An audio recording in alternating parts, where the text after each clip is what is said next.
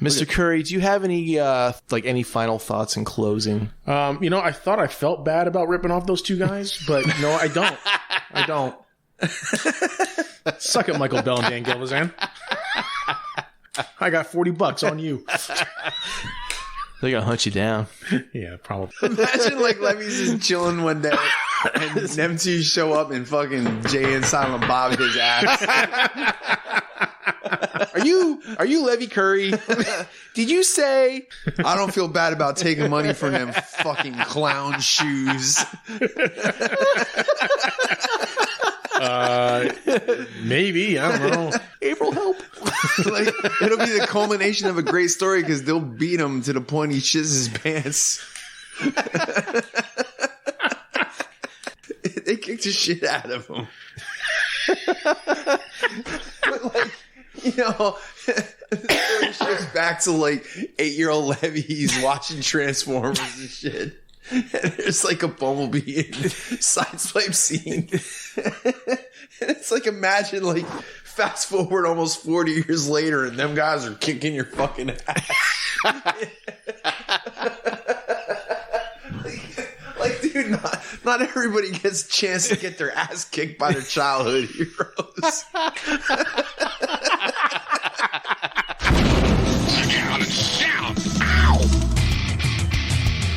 Welcome. You have now tuned in to the Blackout and Shout podcast with your host, Mike Kincaid. Can I tell you that Baby Yoda just annoys the shit out of me? That's because you haven't watched The Mandalorian. Oh, look at Baby Yoda, so huge. Levy Curry. Some people do all sorts of crazy stuff, like dinosaur romance novels. Those are really a thing.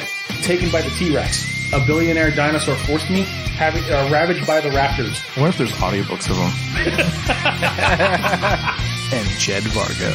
He was always well known for wearing the Nazi outfit on. Captain Kangaroo? Captain Kangaroo. Didn't he have the... No. And he did not dress up as a Nazi either. So sit back. Mike, are you... Listen to me. Relax. Say, transform and roll out.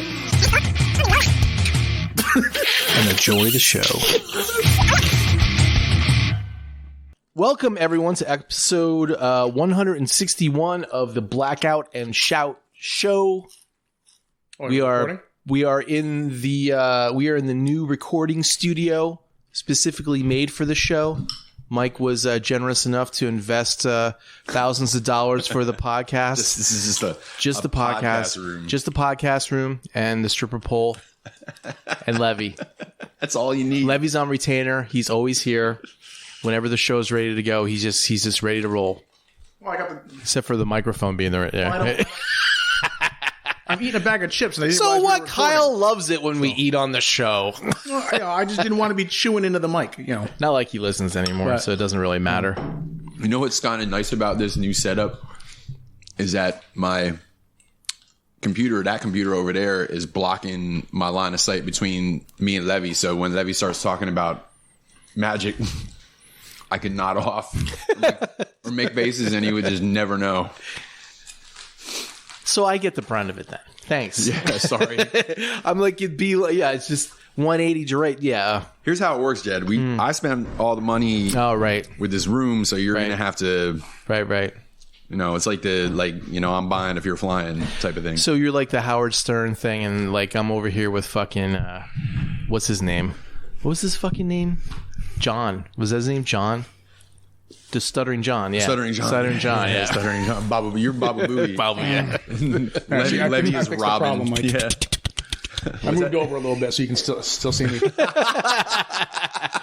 Well, gotta get a bigger monitor. Levy quivers. Yeah. So I've been playing a lot more Magic lately.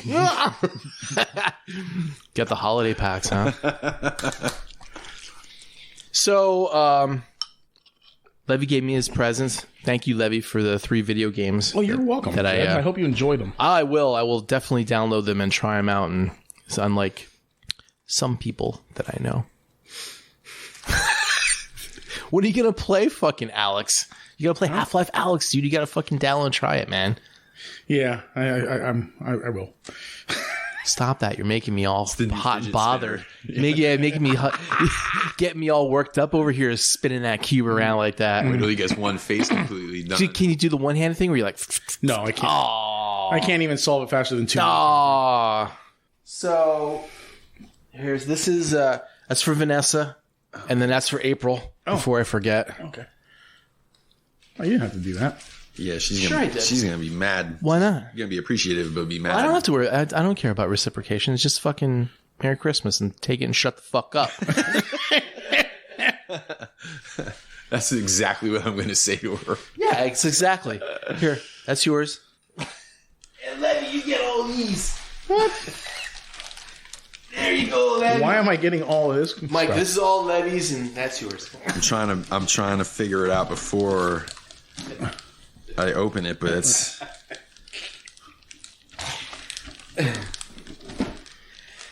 Here, you can open this one first. Oh, okay. That one's one of 3. One of 3. it's Oh, shaped like a fork, whatever it is. But there's oh, no that's cool. handle. What you got there, Levy? Firefly shiny dice game. Oh Yeah. That's cool, man. Yeah. Thank you. What'd you get? I was trying to figure it out without opening it. I see 3 little like parallel things, but outside of a fork, I can't come up with anything. And there's no handle. All right, I'm just gonna open it. Fuck it. You got me 3 miniature lightsabers. Nope, 1. It's just only 1 in there. You ever when you were a kid, did you ever your parents ever give you the batteries Yeah, to open before you get the present? So they confuse the fuck out of you. Yeah, so here's your presents, Levy. And here's your present, Mike. Oh man. Merry Christmas. Thanks, Jed. I'll thank you Merry after I open it because Oh, this is actual dice. Oh, that's cool. Critical roll bag. That's Scanlan's dice. Oh, really? Uh-huh. Nice. damn, look at that, son. Ooh. That looks dope. And that's Percy's dice. Oh, cool.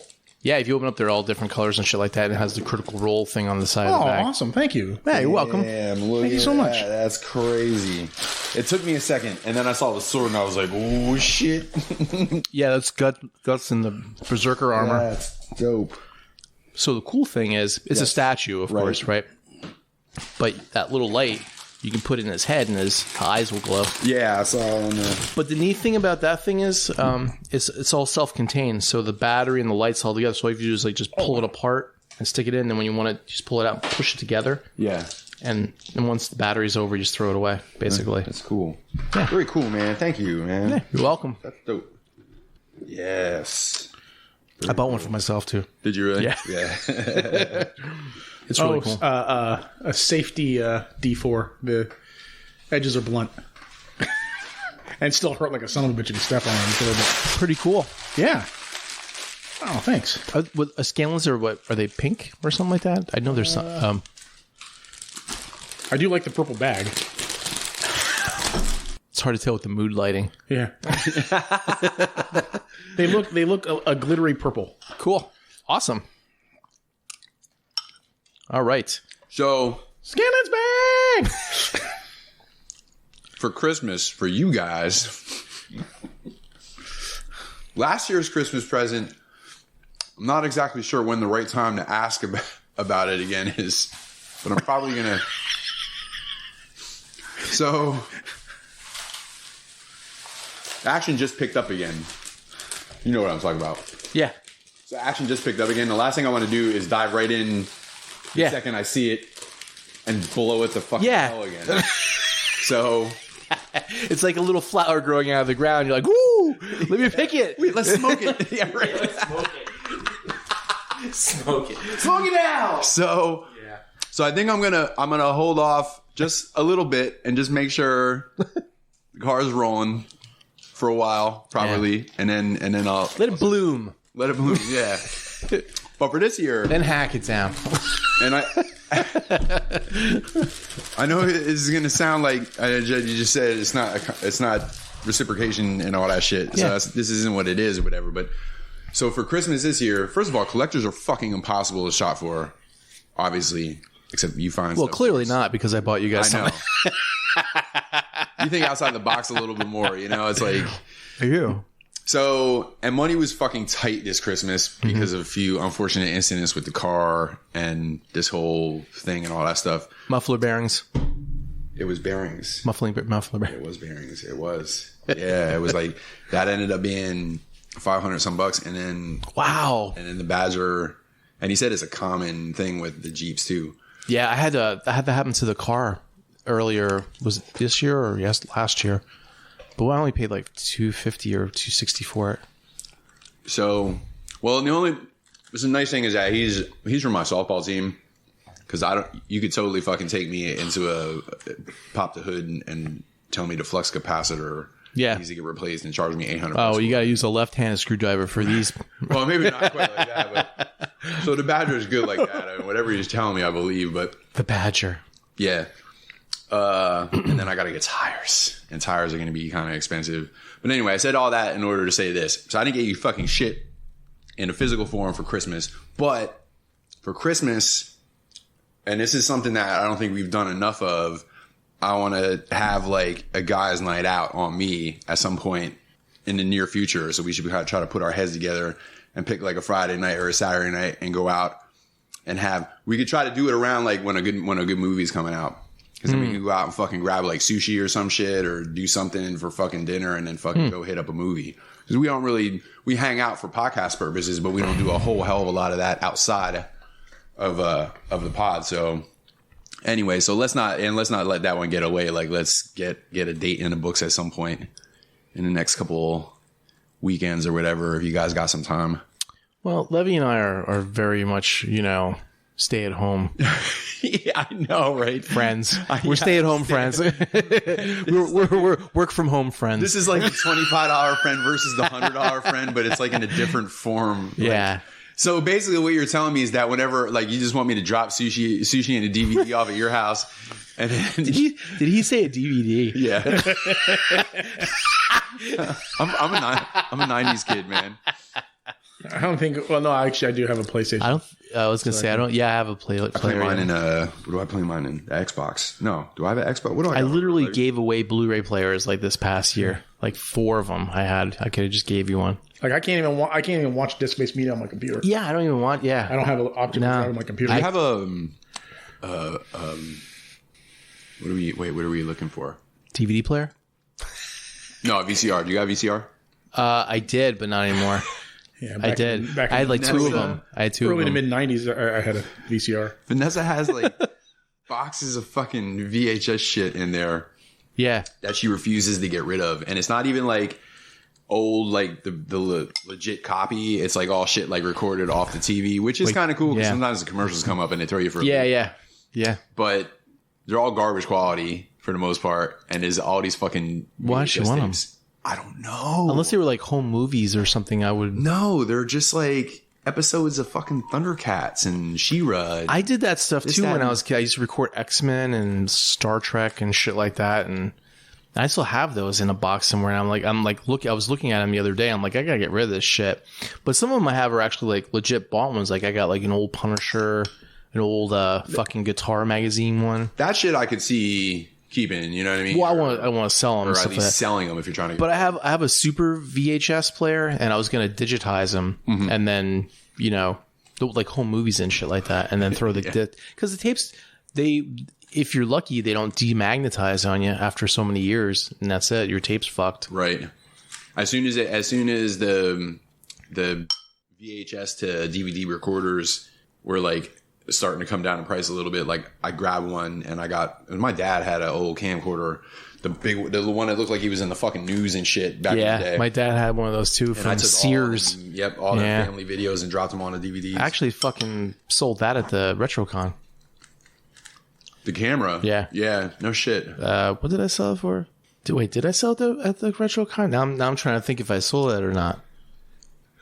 It's funny. Or did I give it to fucking Sean? There was so much old crap like that I just fucking. Oh no, that's right. I still have an old fucking 8mm movie projector. For real? Yeah, like in the fucking reels. But I must have like Jesus. I must have like fucking 2 or 3 big Ami boxes just filled with VHS tapes and fucking DVDs and shit that I have to go through to find, like, make sure there's like no like hidden fucking like, you know, home movie on it or some shit like that. But yeah, there's like tons of fucking recorded like TV shows I gotta get fucking rid of. I have maybe like 6 or 7 VHS tapes that still need to get transferred at some point, so I'm gonna have to like find one of those again. But 1 or 2 of those tapes is footage of Bad Blood with Jerry fronting. Oh, so I'm torn whether or not I want to spend the $10 to find one of those on eBay. well, you don't have to, because I could do it for you, because I have that. I can digitize it for you and move it over. I actually have a cassette, audio cassette digitizer too. And if you need one of a cassette, like an old demo tape or something like that, digitized. I could tell that you're offering this 50% because you're trying to be a nice guy, but 50% because you also want the video. No. I just want to know. But anyway, so yeah, you can move on. I just wanted to throw that idea out there. So and I have an AI upscaler too, so I can turn it from like a 480p or less than that, 320 or whatever the hell VHS was back then. Yeah. To like a 1080. Does it have auto tune on it by any chance? I could probably throw that on there somewhere. Yeah. Jesus, what do you want to make it fucking just brand new fucking AI fucking Jerry? AI Jerry. Do this, fix this for me. AI Jerry would still find a way to be out of key somehow. That would be our saving like grace, right? When AI takes over, you know, if fucking like, you know, you just like throw Jerry at it, like does not compute. Yep. The smoke goes up on the top of the head. The fucking bolt flies off the side of its ear. Beep beep boop. Imagine if that's all they needed to take down like the mother robot in fucking like, Resident Evil. It's like put Jerry in there and have him fucking sing Skid Row's greatest. It's like the virus from Independence Day, you know? Just give it here, auto-tune Jerry, please. So remember how we were talking last episode how I said I would be willing to put a little bit of time into a Levy political commercial? Yeah. I would also be willing to put time into like a quick cut, like where it's all these endings of movies that were somehow like where the final bad guy is beaten by Jerry singing. You gotta take that clip from that fucking Skid Row song, man. just fucking use that. Jesus. Anyway, so let's you know, at some point in the near future, let's get I hope you're kidding about coming out of the house. Like, it would be nice to go out somewhere. We don't even have to go to a crowded spot, Levy. We could go sit in the corner of a fucking restaurant somewhere. And Denny's?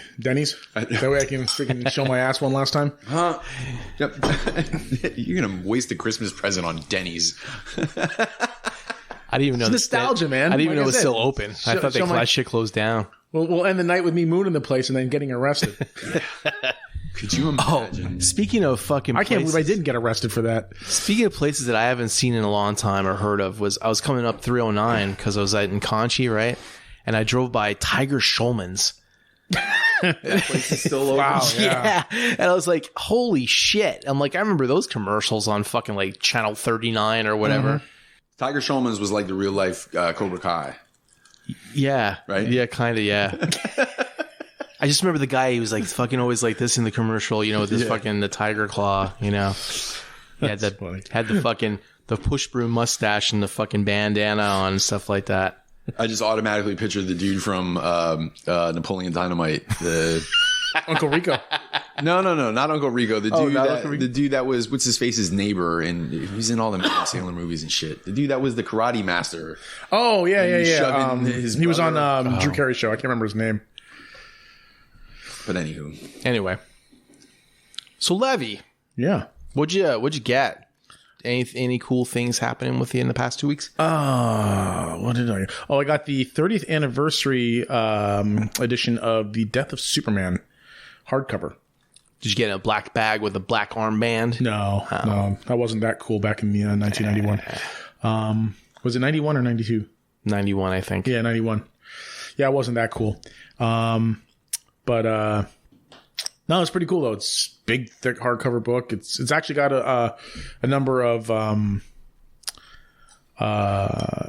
new stories in it. I'm not sure if they're reprints from stuff that was printed more recently, or if these are all new, made specifically for this book. Because I don't really follow comics too much, but the death of Superman is what really didn't spark my interest in comics in the early 90s, but it was one of my favorite. It was the thing that got me into Superman, I'll say, in the 90s. Because I didn't really start collecting comic books in the 90s and stuff like that. How a lot of people did. Yeah. That was the putting the fucking nail in the coffin in those years. Yeah, but I did really get the books to enjoy them. Mm-hmm.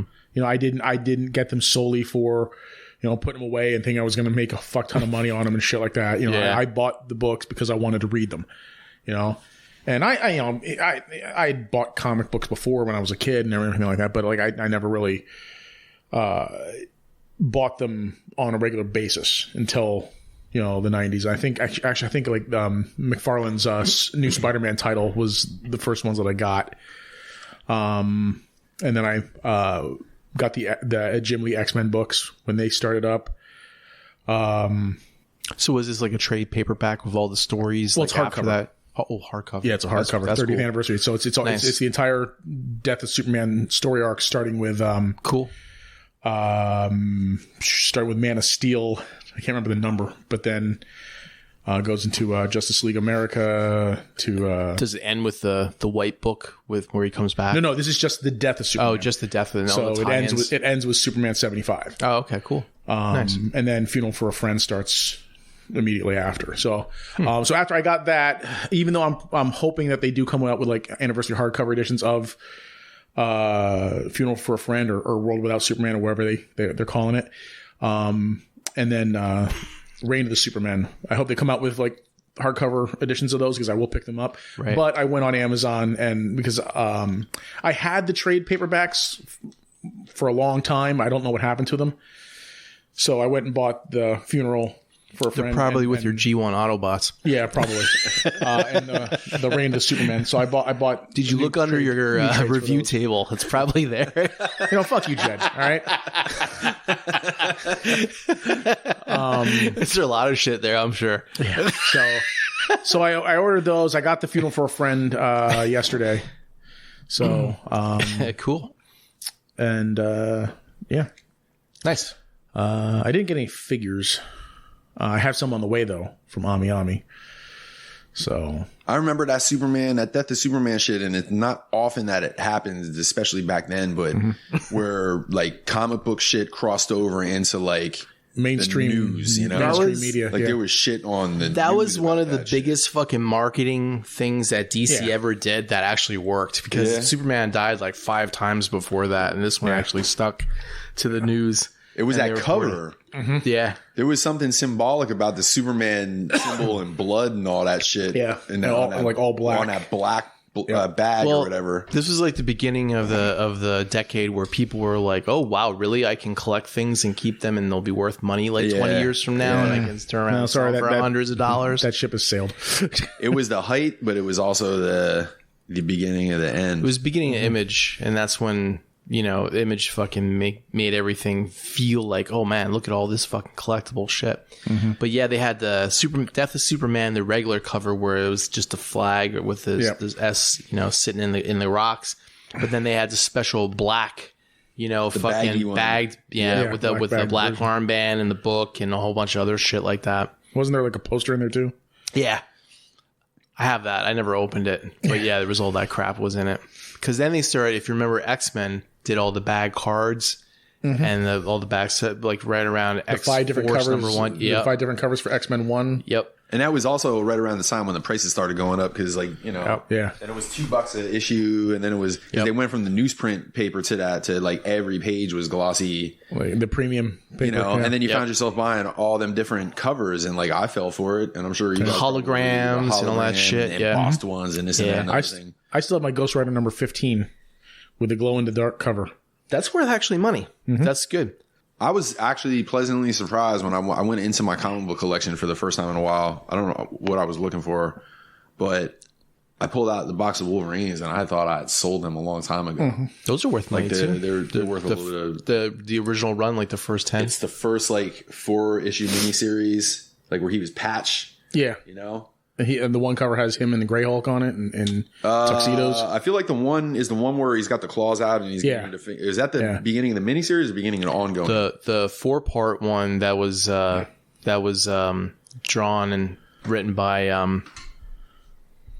oh my god, I forgot his name now.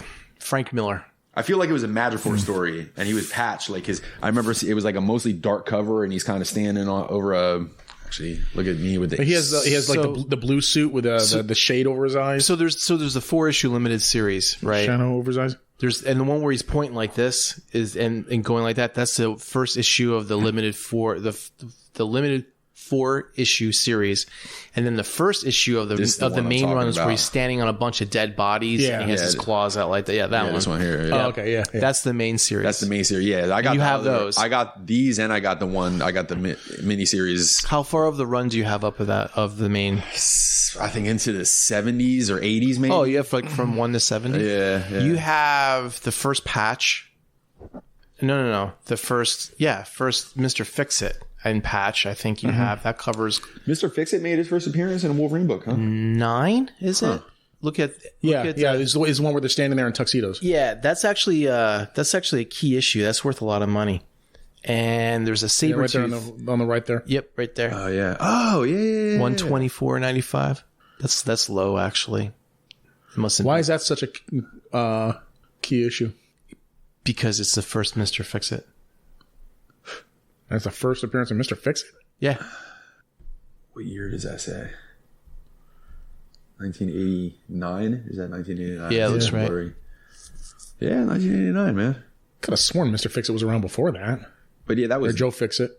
That was a dope little surprise. They had it was like back in the day before they started going crazy with crossovers, they would cross over like one story, and one would be in one book, like one The Incredible Hulk, and the other one would be in like Wolverine or whatever, but there would be a continuation of the story. Yeah. So that was when it was good, man. Why is that like when something's successful, we have a human nature to beat it into the fucking ground. Make money. Right, money. but I mean, like, long after money. It like stops making. Well, I guess it doesn't. Stop. I'll tell you. Here's a perfect example. Fucking Mr. Big Song. I must have heard that song about 4 million times in my life. Yeah. Extreme. I'm the one. The Extreme song. Fucking. I must have heard that one 5 million times. With Mr. Big Song. Oh, I'm the one that wants to be with you. Yeah. Yeah, and what was it? Wholehearted. No. And that wasn't even like their good stuff. Extreme was More Than Words. Yeah, More Than Words and Wholehearted were their two like major hits. Yeah, and you're totally right. That it was maybe not their good shit at all. I mean, not that they were bad songs. Like if you weren't fucking completely had it beaten into your fucking skull for years at a time, and you just heard that as part of an album, they're cool songs, but they're it's so true. It like totally misrepresented. Well, just like Saigon Kick was misrepresented by Love Is on the Way. Yeah. Right. My mom asked my dad to get her that Extreme CD because she loved that song so much, not realizing that it was 80s rock, 80s metal. Yeah, but you know what though? I can see like, and how old was your mom at the time? This is back when it came out. Yeah, back when it came out. So she didn't like the CD. She just liked that song. So I started listening to it. Yeah, and I actually when I heard Wholehearted, I loved that song. I thought that was before it got all sorts of radio play and shit like that. I liked that song. I thought it was a cool song. It's a cool song. Yeah. The only other song I remember off of that CD was "Get the Funk Out." Yeah, it's a great song. Sooner or later, I could be He-Man, woman hater. It's a lot of fun. That's a great song. She was all great, man. You know what? It actually kind of surprises me that she didn't like it because I could see Extreme was like man, I feel like they have a really good balance of like, here's shit like dudes could get into this shit because like the musicianship was great and like it was a lot of really good music and stuff, but it was still funky enough and like upbeat enough for like chicks to be into. I think it was because the lead singer was ugly and the guitar player was good looking. Right. Usually when that happens, the music follows suit. Whereas if it's the opposite way around, Good looking singer, ugly right, like Poison player. or something like that, you know, then it's like more chicks are involved with that. Listening Cinderella. to Cinderella. Like Tom Keeper was a decent looking dude. The Jeff LaBar just looked like a fucking troll, bro. Jesus Christ, fucking Led Zeppelin. That was another one. Yeah. Joe Perry's a fucking ugly shit. And Queen didn't really do it either way. They both were ugly. Wait, Queen, Joe? No, Jimmy Page. Jimmy Page. Yeah, he wasn't good looking. Yeah. Wow, that's funny. I never really. Now I'm going to be sitting here like cycling bands through my head. The bands with the just take the lead singer and the lead guitar player and put them together and say which one was the ugly one, which one was the good looking one, you know, and that will determine their success. Yes, whether it was a chick, it was like a chick like focused type of like, you know, hair metal thing, or if it was like, you know, oh, the dudes liked it, you know. This is a good song. Queensryche, there's a good one. Not many women like that, Queensryche, you know, but the guys love it. Jeff Tate, man, do you ever hear that sing? Right? Queensryche, I mean, I guess you could use that, but Queensryche was more of a, you know what? It's all the bands that are like musicians bands. And Queensryche is a musician band. The ones that actually knew how to play really well. Yeah, like Rush. Like find me like women that like Rush. No women likes fucking Rush, you know, but dudes are like fucking Rush, man. All three of those dudes were fucking ugly. Seriously, that's why. Dude. Look at Journey, man. Holy shit! I mean, Steve Perry kinda could fix himself up a little bit for the women alike, but the rest of them, man, whoo! Wow, they were fucking rough too. I saw there was, I can't remember where it was. This is before memes and shit. This is back where like people just used to write articles and make funny jokes and stuff. But and then copy them on the Xerox copier at work and pass them around. That was a meme, right? Yeah, I think I saw it on metalsledge.com at some point. But the one liner was something about like some piece of artwork or some shit. Somebody drew a picture of Geddy Lee. And they said it's terrible because it actually looks like Geddy Lee. Like, you know what I mean? Like, it's right on, it looks like shit. So that means it's right on the money.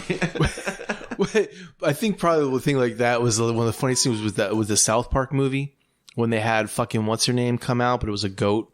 Oh, who the fuck was it? Oh, what's the name of the singer that sings Landslide?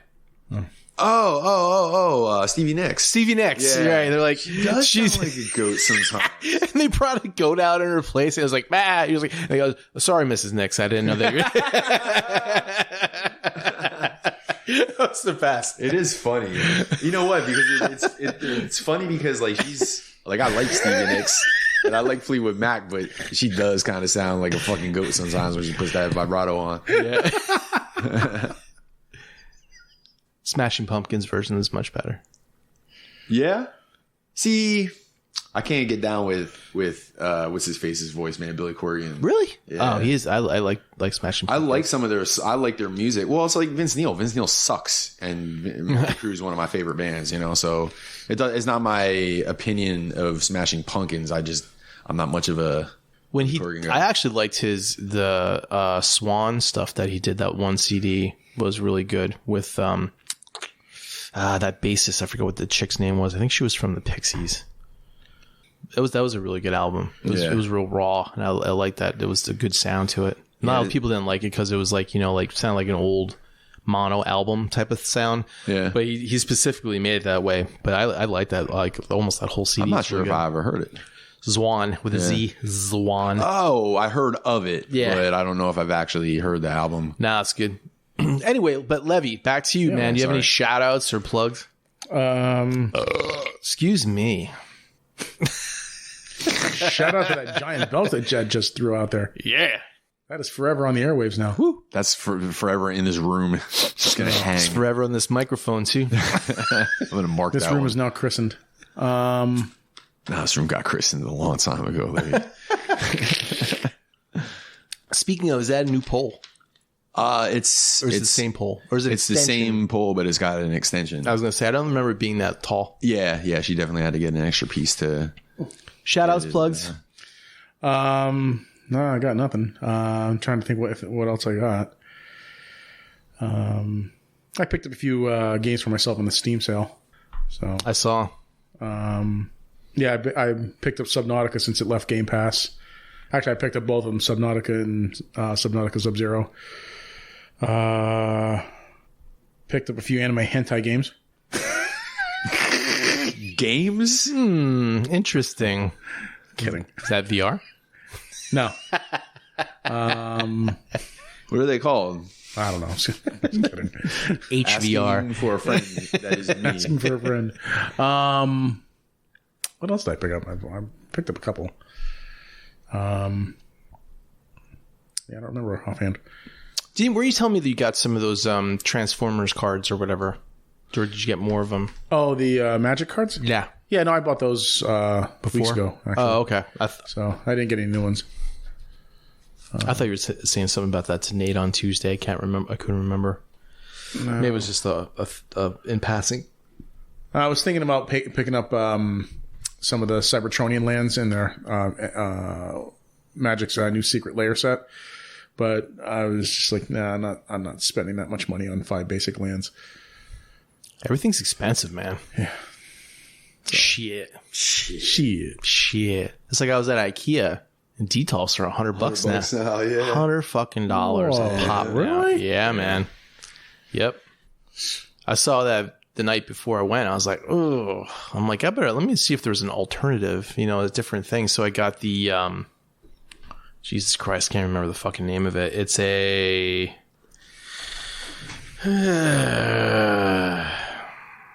well, let's go internet. Millsbow, Millsbo, Millsbo. It's like if you had 2 detolfs right next to each other, and it was a metal frame. Yeah. And you could actually adjust the shelves and stuff, and it comes with a lock. Oh, so okay.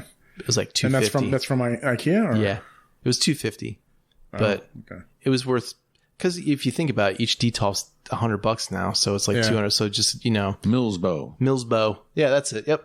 And you can adjust those shelves, like I see. So I'm going to redo my room. I'm going to take the 3 detolfs that I have in the island in the middle on top of the 2 Kalax, and I'm going to take those out. I'm going to put them up against I'm actually going to clean my whole closet out, take the bar out, and take the thing. I'm going to put the 3 detolfs in there, and then I'm going to put the other ones in front of the window, and then I'm going to put those 2 in the middle of the room because there's glass on the front and the back. Right. So I kind of got like 4 now with the same space. And the cool part is that it's all one shelf. So if I have something like real long, like say Cloud's motorcycle, I can put that like right on the shelf. Oh, cool. Yeah. There's a good picture that someone has. If you put in what the hell was the picture? Was it Hot Toys? Put Hot Toys and then Millsbo, whatever. The guy has a picture of it, and then he has a detolf like right next to it in the display. Right there, second picture. Is that it? Yeah. See it? See the difference between the two? Like they're the same height, except there's no feet on the detolf, but there's like those metal feet already on it. Right. So it's basically the same thing. The detolf's a little bit wider, but you get like, the kind of the door and everything and stuff like that with the metal frame around it. And there's like holes already in the top for lighting. It's cool as long as you display it properly. Like I have no idea why this dude's got his Daredevil. Yeah, that's right weird. Right in the front middle. You shouldn't do that. Yeah, I was gonna say I don't like the door frame right in the center. Yeah, but that would work if you displayed properly, like if you used the space properly. Right.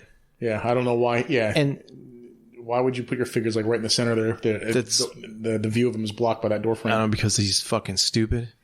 I mean, look at how he took the shelf out for that Thanos right there. That was his base. Dumb too. Anyway, so the other thing I like about it is that because I'm fucking short, like the top shelf is like eye level to me. So it's like 69 or 70 inches high. Nice. Whereas you take the detolf and you put it on top of a Kalax, it's like 80. So I'm like looking up at the top shelf. So this is like, it's a good alternative for short people. Vertically challenged, I should say. Yeah. I just remember, I don't think I talked about this last time, but I got the Mafex Harley Quinn. Oh. Did I mention that last time? Did he? Harley Quinn. I don't believe so. I don't think so. Mafex Harley Quinn in the classic costume. I heard that was a pretty cool, like a pretty good figure. Yeah. Well, I left it here. I left one here for Brother Kyle. He picked it up, right? Yeah, he did. Yeah. Okay. Yeah. So there's actually it's a pretty good figure. So cool. How about you, Mike? What'd you get? Any shout outs or plugs? I got nothing in the way of plugs at the moment or shout outs. Well, actually I do have a shout out. So we finally shot the unboxing video. I guess this is a shout out and a plug. Not a shout out and a haul at the same time, but this unboxing video is going to be pretty interesting to watch once I'm done with it, because I've never in my life gotten a gift that I was simultaneously like really appreciative of and like humbled by the thought and all that stuff and like really touched by the sentiment behind it at the same time. That LED light was only like $3, dude. At the same time as I wanted to fucking smash it with a hammer. Like, have you ever felt that way about anything? I don't think so. Well, I have in this box a Get Right Robot product. And I'm going to keep this short and sweet and to the point because I don't want to blow all the details because I do have a video coming out. But basically... Trailer for the trailer. It's a Get Right Robot custom RC in Dallas fucking Cowboys colors. So this was... Long story short, here's the Vanessa head. Hang on a second. Well, there's a Vanessa head. Yeah, look at so Jason, he gave her black around the helmet to match Vanessa's hair and gave her green eyes for Vanessa's eyes, and then of course put the O face on her. But the blow up doll face. Blow up doll face, yeah, I love it. Oh, I forgot to tell you, I saw an angry fat Vanessa at Wawa when I was getting a hoagie. Really? Yeah, we looked at her and she was like, yeah.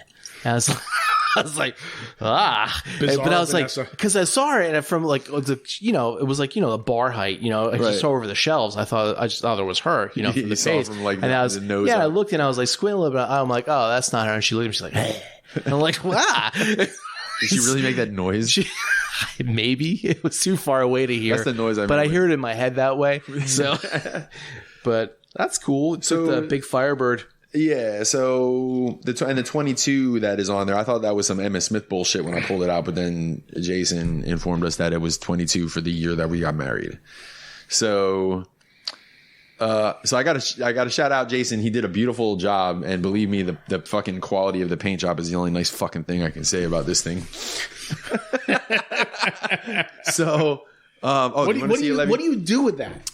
Oh, it's getting displayed with my Eagles Blitzwing. How it gets displayed, right? Ultimately, is going to be fucking double teaming it. Is Levy? Do you want to see her? No, I don't want to touch it because I was just eating chips. Make it choke in the playoffs. I was going to say it still burns. So anyway, yeah. So shout out to Jason. He did a fucking great job, and I'm sure he put a ton of time into it. And I also got to thank Sanjay. I thought Vanessa was an Eagles fan now. Yeah, she is. Oh, yeah, she is. Okay. According to me, she's an Eagles fan. She's definitely not a Dallas fan anymore. But yeah, so Sanjay, that's the THC Burgang's resident doctor. He's the one that hit Jay up about the commission, and he was unaware of me and Vanessa's backstory, like where she started out as a Cowboys fan or whatever, and all that shit. He just assumed she's with me, so she was an Eagle fan, so wanted to get this Eagles RC to get displayed with the Eagles Blitzwing. Right. And then Jason had to inform him of our fucking checkered sports past, and then Jay, the motherfucker, made it sound like it was his idea. Like, oh yeah, Sanjay hit me up and said he wanted to do this fucking Dallas, and I'm convinced that it was like not a bet, but like some sort of challenge. Cause you know how Jay's like a competitive dude, and it was like, yes, I can send Kincaid some cowboy shit that he will not immediately throw out the second he sees it. And now it's going to have to be displayed in the house until the day they fucking bury me, which is funny in its own right. But all joking aside, though, like, you know, it was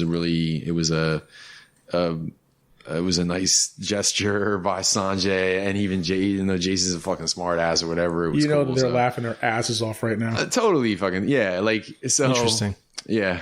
I don't know. I contemplated putting her in the case, but like putting like a little, you remember them little brown lunch bags that we used to get when we were kids? Like the little, you know, just that's one of my display ideas. So yeah, so then I got this fucking Cowboys RC. So that's my haul for this week. I got that in the classic Spider-Man, the Mafex classic Spider-Man. Cool.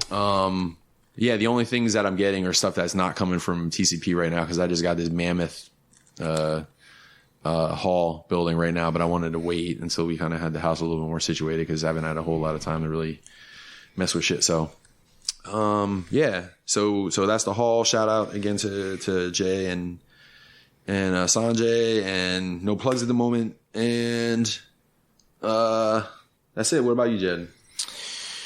Let's see. So I got those Millsbow, whatever the fuck they're called, fucking Millsbow. whatever fucking Swahili shit that they fucking speak over in Sweden, Swedish fucking shit. Sweet Healy. Sweet Healy with fucking meatballs in your cheeks as you're speaking it. Anyway, so I got those. I got 2 of those, and I got the Mezco Alien and Predator. Oh, the Alien came out too? Yeah. So I got the Alien and the Predator. I haven't had a chance to open them yet, though. But the boxes look cool. I got the Hasbro's Hank and Diana from Dungeons and Dragons cartoon. Did you have any issues with yours? The issue I have with my Hank is that he can't do the I'm pulling a bow, an arrow back in the bow pose. That's his thing. But that's his thing. Yeah, he's a fucking archer, and you can't pose him as an archer. Yeah, you can pose him holding the bow down on his side, but when you try to raise it up and like have his arm come over, if they just would have double jointed the elbow, it would have fixed it. Yeah. They give him butterfly joint, but he goes this far. He's like this, and then if you look at the box, you're like, all right. Where's this show on the box? Him doing that? Oh, it doesn't. It just shows him having his fucking arm down with his hand resting on the bow string or whatever like that. That's a little lazy, isn't it? That's very lazy. They could have. I see. No. Ranger. Yeah. Right. Yeah. Exactly. Fucking.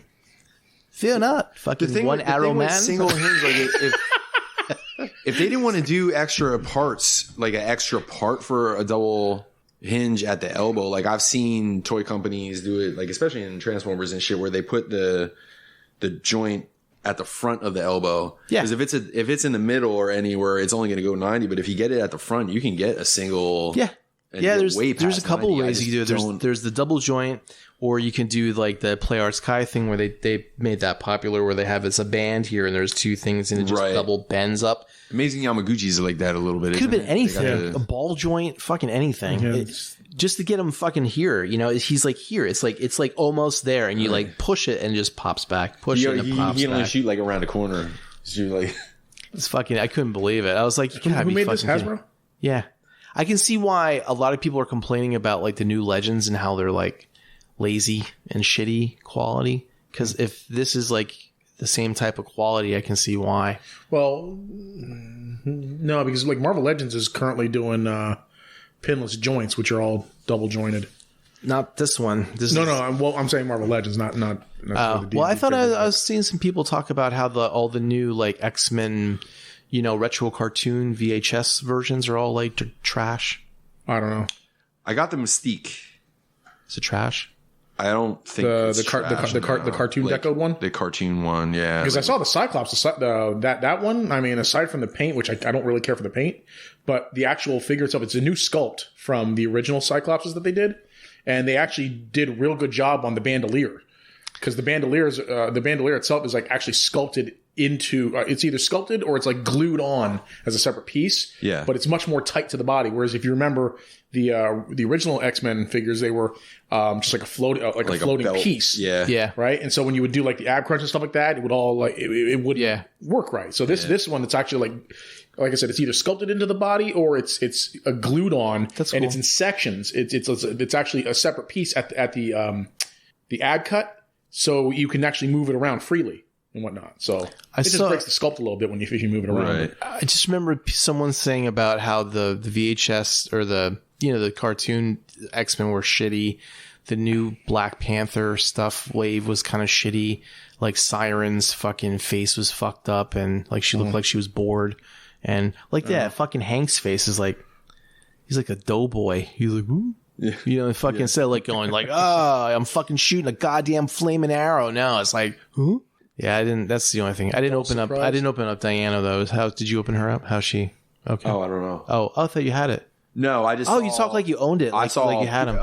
I saw just a few. And I don't want to say I saw all these people complaining, but I saw who it was. It was one of the bigger reviewers and shit. You want him to pose like he's pulling the arrow back, and he can't. Yeah. But it's ridiculous. He snapped the wrist off of two. I could see and why. He said whoever it was, and I can't remember who it was, but he said that the first one, he said he lived in some area where it was super fucking cold, and he was thinking, well, maybe it was just cold, and he didn't give it a chance to like warm up and loosen up. Yeah. So he bought a second one, and he let it get to room temperature and all that shit, and went to manipulate it and broke it off a second time. I don't know how they printed that shit because it was weird. Like the joints on the knee, it was really fucking tight. And I was like, okay, I don't want to break it. I just fucking pay money for this thing. So I was fucking working it. And I snap it and it snaps. And it looks like it was like the plastic was actually like part like of the, like a thinner part of the other leg piece above the knee joint. And when I bent it, it was like displaced. And when you straighten the leg out, it's like with it. So I don't know how they fucking molded it or if they did it somewhere, but I don't like the way they fucking did those. Well, the double or the pinless joint. I should have brought it with the pinless joints that they're using in Marvel Legends now. It's actually kind of interesting because they mold them that way. Because the joints right in with the thing. Yeah, the joint. That's probably the legs what happened. are molded with the joints in them. That's probably what happened. They're functional right out of the mold. Yeah, that's what this is. And it's then. a process that I think they got from Gundam. Interesting. Because some of the Gundam kits, like the more, I think it's like the more advanced kits, actually have like their frames and stuff like that. They're molded with the joints in like functional joints, right? Or it's molded with functional joints. Yeah, I don't even know if I could really wrap my brain around how it is weird to think about. Because I have seen defective Marvel Legends where the leg joints are solid. And you can see the lines where the joints are supposed to be. Yeah. But it's one solid piece and the knee does not bend. You would think there would have to be some kind of separation there, but if there is that much separation there, you'd think it would just be a loose fucking swinging piece. I don't know how they do it, and I don't know how Bandai does it with the Gundam kits. But it is an actual when it works, it's a wonder of engineering to me. Isn't it just mold injection? Well, yeah, but it's beyond me how you would mold that. Well, wouldn't you just mold the joint first in injection, and then the second phase you'd mold the stuff around it afterwards? I don't know. Oh. I don't know. I'm just thinking of like we're gonna have to get Mike Rowe on this shit. I'm thinking like resin, like where you do the one color, you let it harden, and then you fill it up with the next color and let it harden like a candle. You inject the joints on the first pass, let it harden, and then inject the other stuff around it, and then you just. I don't know how the molding process works. You guys are like, how is perforated paper made? Magic. No, I can see how they could be made, but I don't see how they could be toleranced correctly. That's like when I'm having a hard time. Well, they weren't. It's like I said, it was really hard to bend it, and I was afraid I broke it. Let's see. I got the NECA Casey Jones, the comic version. How is it? Looks cool. I didn't take it out of the box. You have to let me know because it looks neat. Because that's going to be part of the Mirage Turtles that are going to come. Man. I like the way it's painted to make it look like it's part of a panel. It looks really neat like that. You know what? Who else didn't somebody else do the Mirage shit like that? There was man. There's a couple other ones that they did because with that line. Renee, the Time Girl. Yeah, did she come out? Yeah. I didn't buy her. I don't know, but I remember her being in the line. And the fucking what was the fucking robots? The Adaptoid or Fugitoid. Fugitoid. Yeah, they did one of them like that too. Fuck you, John Bailey. I got Thor Gorilla or Thor Gorilla Kang Toys. Oh, really? Got that in the mail. That's pretty awesome. Heavy. Fucking Who'd pretty you get cool. That from? Terry's TF Club. Okay. $70 off, man. Good deal. Got it for $160.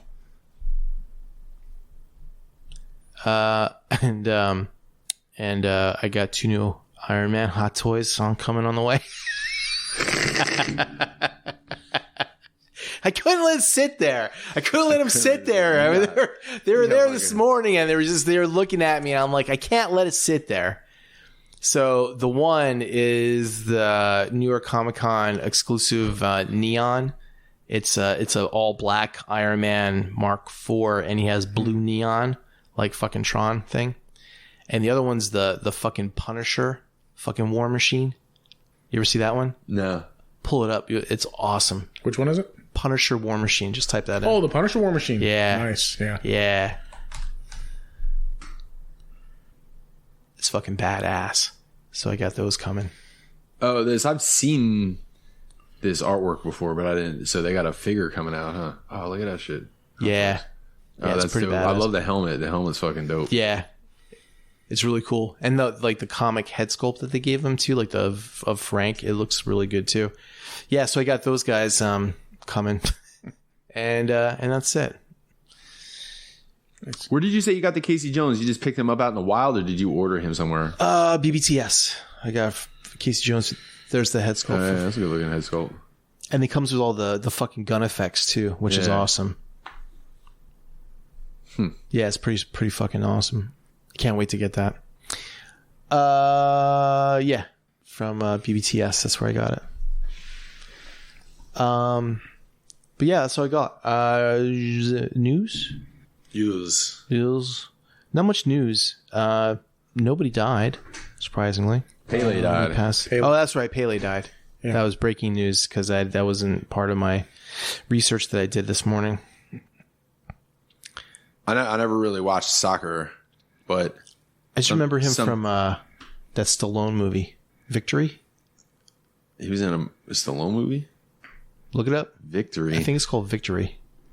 It was a war movie. It was like they were trying to escape out of a fucking prison camp, and Pele was in it. Huh. No? You don't remember? No, I don't remember. I don't remember. I don't know if I've ever seen this. You ever see that movie? Which one was it called? Victory. No. With Stallone and Pele. I saw Day of the Warrior. That was a victory. I don't think Pele was in that. Pretty sure I saw soccer balls in that movie. Day of the Warrior. Nice. That reminds me of the Blair Wench Project. The Blair Wench Project. Hey-o.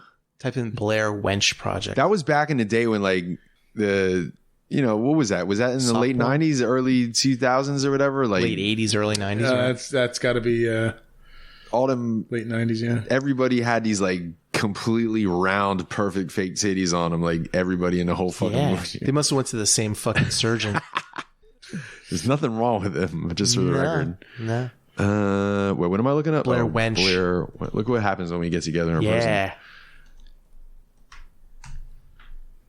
Oh, the Bear Wench. Oh, is it Bear Wench? It's the Sorry. Bear Wench. Sorry. The Bear Wench Project. You always got to put nude afterwards. Yeah. Or else you get the algorithm.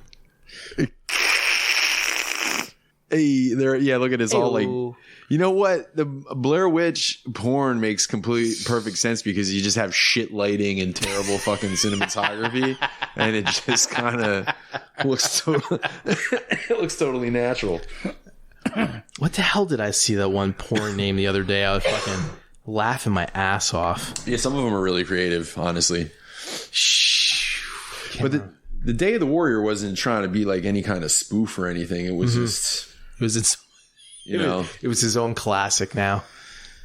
It's funny when we were talking about the VHS tapes before, like the first thing that pops into my head the second I hear about VHS tapes is the the box of blanks, you know, recording the Playboy Channel on EP or whatever the fuck, or was it EP, whatever the longest one was. Yeah. the one I got is 6 to 8 hours. But was that SP?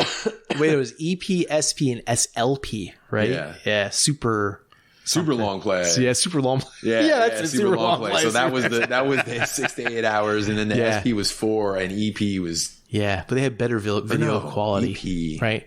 Less fucking tracking lines and shit like that. Right. Yeah. But if you're cool and you had the auto tracking, you don't have to worry about that.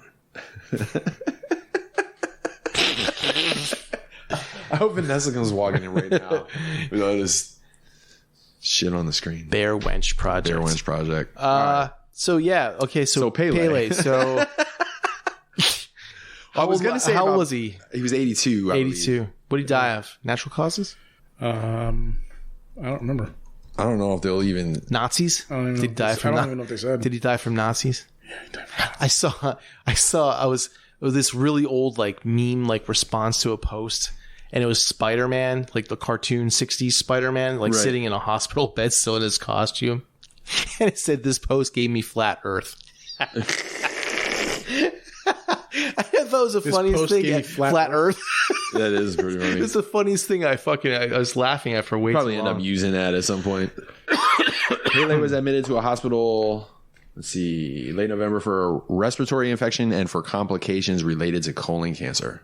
Ooh, that sucks. What I was going to say about Pele was that, like, there's, you know, like how we were saying about sometimes comic book shit breaking into like the mainstream news or whatever.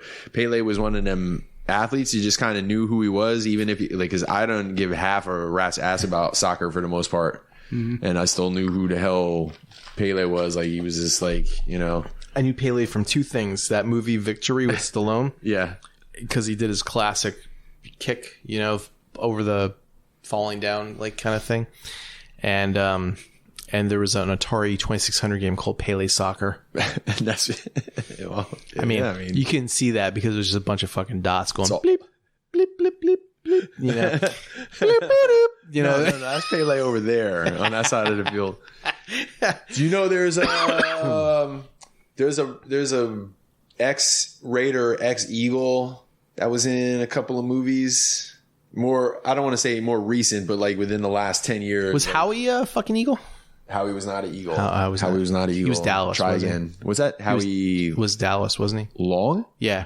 I don't know who he played for at the end. He didn't play for the Raiders his whole career? I thought he switched over to a team At the end for like the last... Yeah.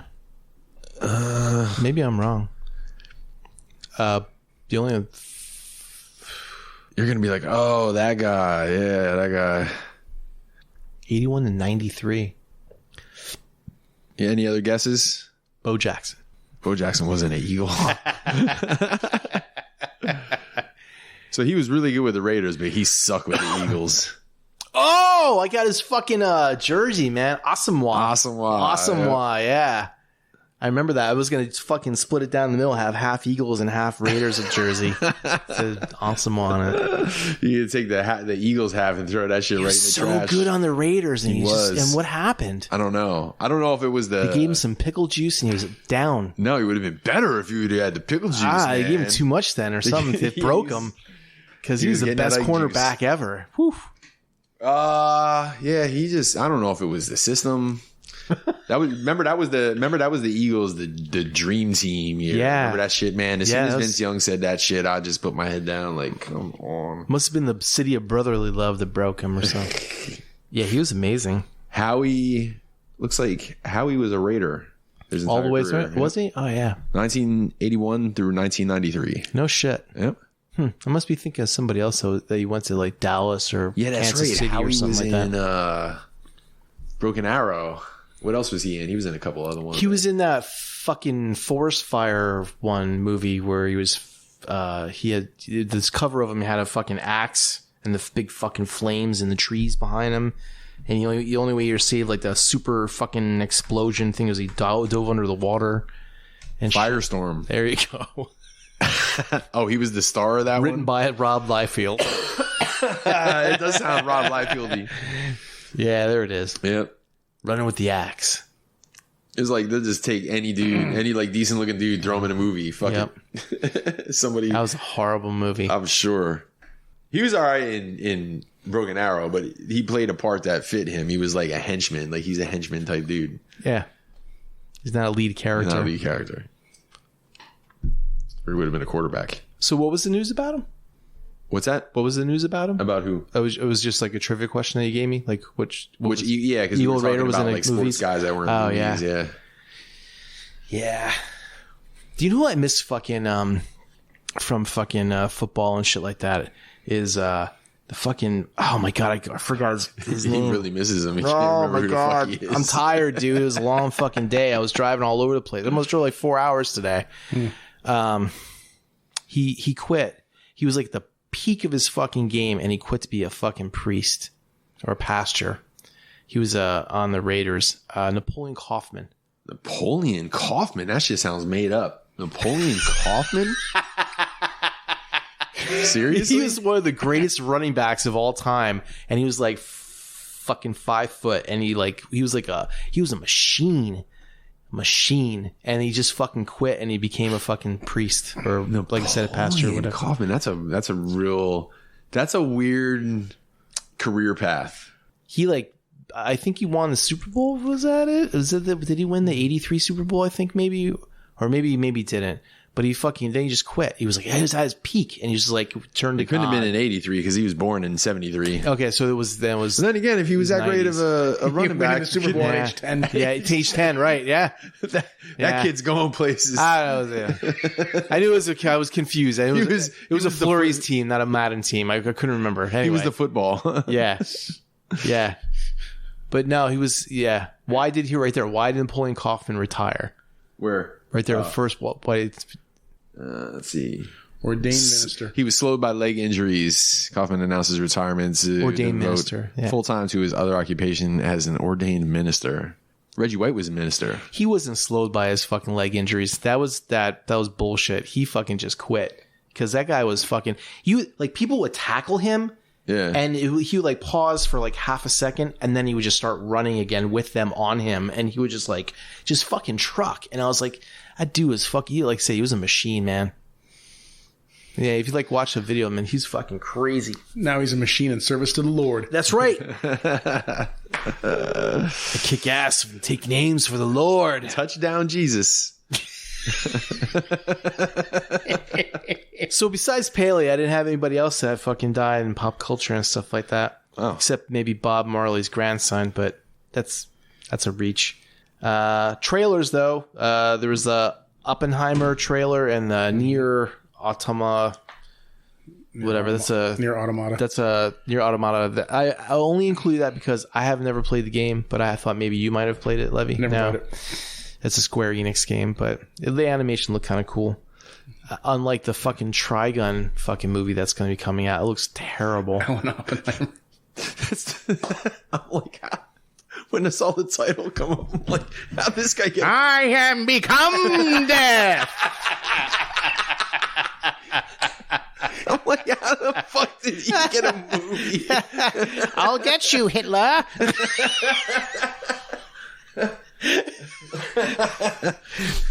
Oh shit! Wait, wasn't he Warpath? Yeah. I remember Jason telling us a story one time, and I'll keep this short and sweet just in case y'all heard it already. But they were at it was either a BotCon or a TFCon, and he was partying with him. He was partying with them, and they got him loaded, and he was doing where he was being real obnoxious Warpath, all loud at this party or whatever, all drunked up and shit, and they got the cops called on him, and then they found out later on that there was the dude that called the cops on him that was in the room next to him was one of the dudes that was in the Supernatural.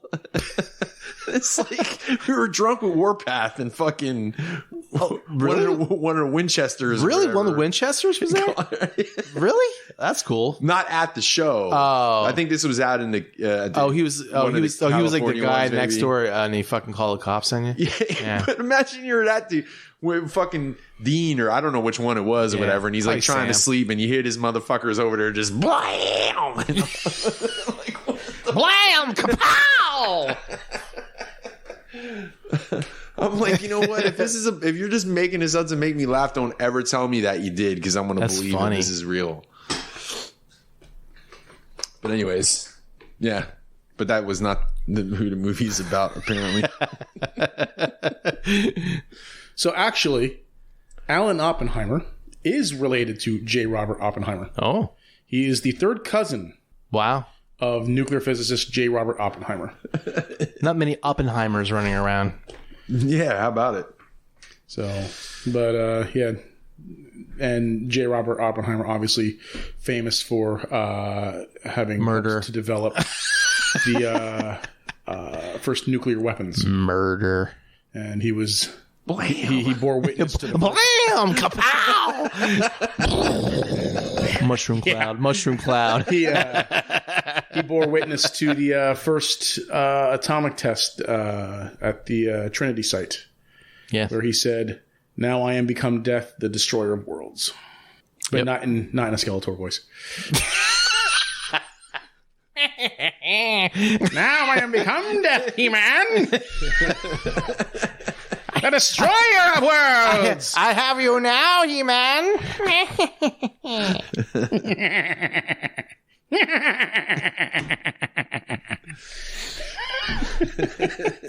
Let's move on.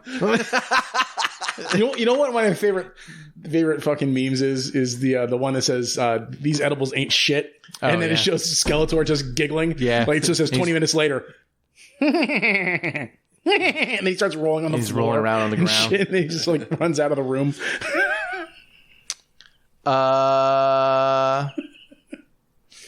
Did you watch anything cool? Oh, we're going to talk about that anime? You dropped the anime. Man. It's near. Well, you don't know what's going on in the trailer. It's near. It's far. Well, you have to put the closed caption on in English. Oh, okay. I was gonna say, did not have it on? I thought it was. Yeah, it looked okay. I mean, it was still in space. It looked. There's not many trailers at all. So probably because like Avatar is like out. And did you saw that? You saw that movie? Yeah, I saw Avatar. How was it? It was good. Yeah. How's the whole 3D visual effects thing? It was all right. Is it worth going to the theater for that? If you're going to see it in 3D, try to see it in IMAX 3D. Because we only saw it in like regular 3D. So it was, regular 3D. So nothing special, nothing that blew you away or anything like that? No, I mean, because, it was better than most other 3D movies I've seen. Or at least the 3D effects were done better because it was made by James Cameron with a James Cameron budget. Or I should say with an Avatar budget. Right. They said that this movie broke 1 billion in 9 days. Yeah. Whereas it took like 40 some days for Avatar 1 to do that. 14. Oh, 14? Yeah. Oh, was it 14? I thought it was like 40 some days. But anyway, it was good. It was pretty much just the same plot as the first one. Yeah. Were they going after the unobtainium? No. Good. It was a new MacGuffin. Oh, okay. It's a new MacGuffin. Some type of. I mean, they really should have called the movie "Humans Are Shit," or "Kids Just Don't Know How to Listen." Well, that's both accurate, I guess. Yeah. Did you see it? No. Oh. Okay. I've been debating if I want to drive to see it in a theater.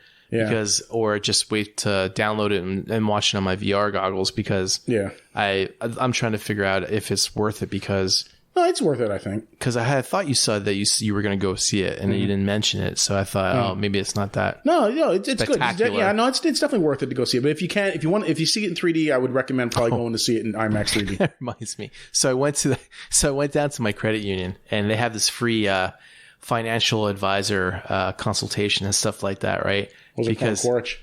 What's that? Was it Colonel Quaritch? No. Who's that? He was the bad guy from Avatar. Oh. I want to kill you and eat your eyes for juju beans. Anyway, I go.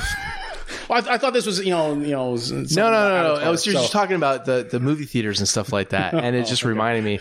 So I was talking to this guy because what do you do when you have like a lot of money you never had before, and do you pay this off? Do you pay your debts off? Do you invest this or whatever?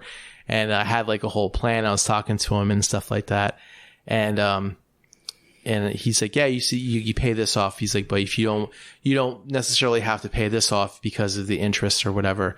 And I said, well, I do swing investment stuff. He's like, oh, good. He's like, and then he looked at me. He's like, but don't buy any AMC stock. And he started fucking laughing. And I said, oh, okay. I said, that's like an inside joke, with my friend. He's like, wait, you don't know anybody that owns AMC, do you? I'm like, yeah. He's like, have you talked to him lately? check to see if they're okay. Have you checked on him? He's like, check on him, make sure he's okay. I said, I'm going to see him today. I said, also, I think he's okay. That's the dude that, like, this is the dudes that dump their fucking life savings into the shit. I think that you got to worry about. He's like, don't invest in fucking any type of crypto or fucking meme stocks. What was going on? Speaking of crypto, what happened with? Actually, I don't even know if it was crypto or not. But that Tom Brady apparently dumped all his money into something. Was it PTX or something like that? Did you see that? Remember when we were talking about NFTs when they first came out a long time ago? Yeah. And I said it's all dog shit. It's a big fucking pyramid scheme. Yeah. And I said the reason why I know for sure now it's a pyramid scheme is because Tom Brady fucking invested in it, and he's a fucking cheater. So that's just fucking goes hand in hand. So yeah, he invested into his own fucking brokerage company to make NFTs, which was part of this fucking main branch of fucking things. It's just like a pyramid scheme. Right. So he was the up on top, and he was getting these people to give him money. FTX. They're the company that just went bankrupt. Yeah. Mm-hmm. Yeah. There was a few celebrities that Sam Bankman-Fried, who's going to be going to prison for a very, very what's his name? The one dude, the old dude from Shark Tank, threw a bunch of money into that, like $1 million. Yeah, he fucking embezzled that. He fucking took that money and threw it into other shit, and he went and partied and stuff like that. And did they arrest him on an island? Yeah, he's in jail now. Yeah, like in Jamaica or the Caribbean. Right. Yeah. There's Bahamas. It was the Bahamas. There's a bunch of people that fucking. I think Seth Green also. Damn, Steph Curry, Ohtani from the Angels, bunch of. Yeah, man, they lost all that shit. Wow. Good for him. It was a fucking scam. This old bastard is gonna have to play till he's like 60 to make his money back. He lost a lot of fucking money.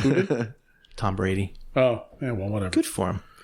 You see his new girlfriend? Sorry if I can't feel sorry for a bunch of rich dudes. Right. Fucking take some of your rings and fucking throw them in a pawn shop and get your money back. Was he not with Giselle anymore? Nah, they got divorced, man. Well, good for Look her. at this broad, though. Oops, I'm turning the volume up. That's not going to help breaking the screen. Oh, his new girlfriend? Yeah. She's a nurse, doctor?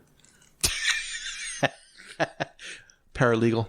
Quite honestly, Giselle's a little overrated anyway. Who cares?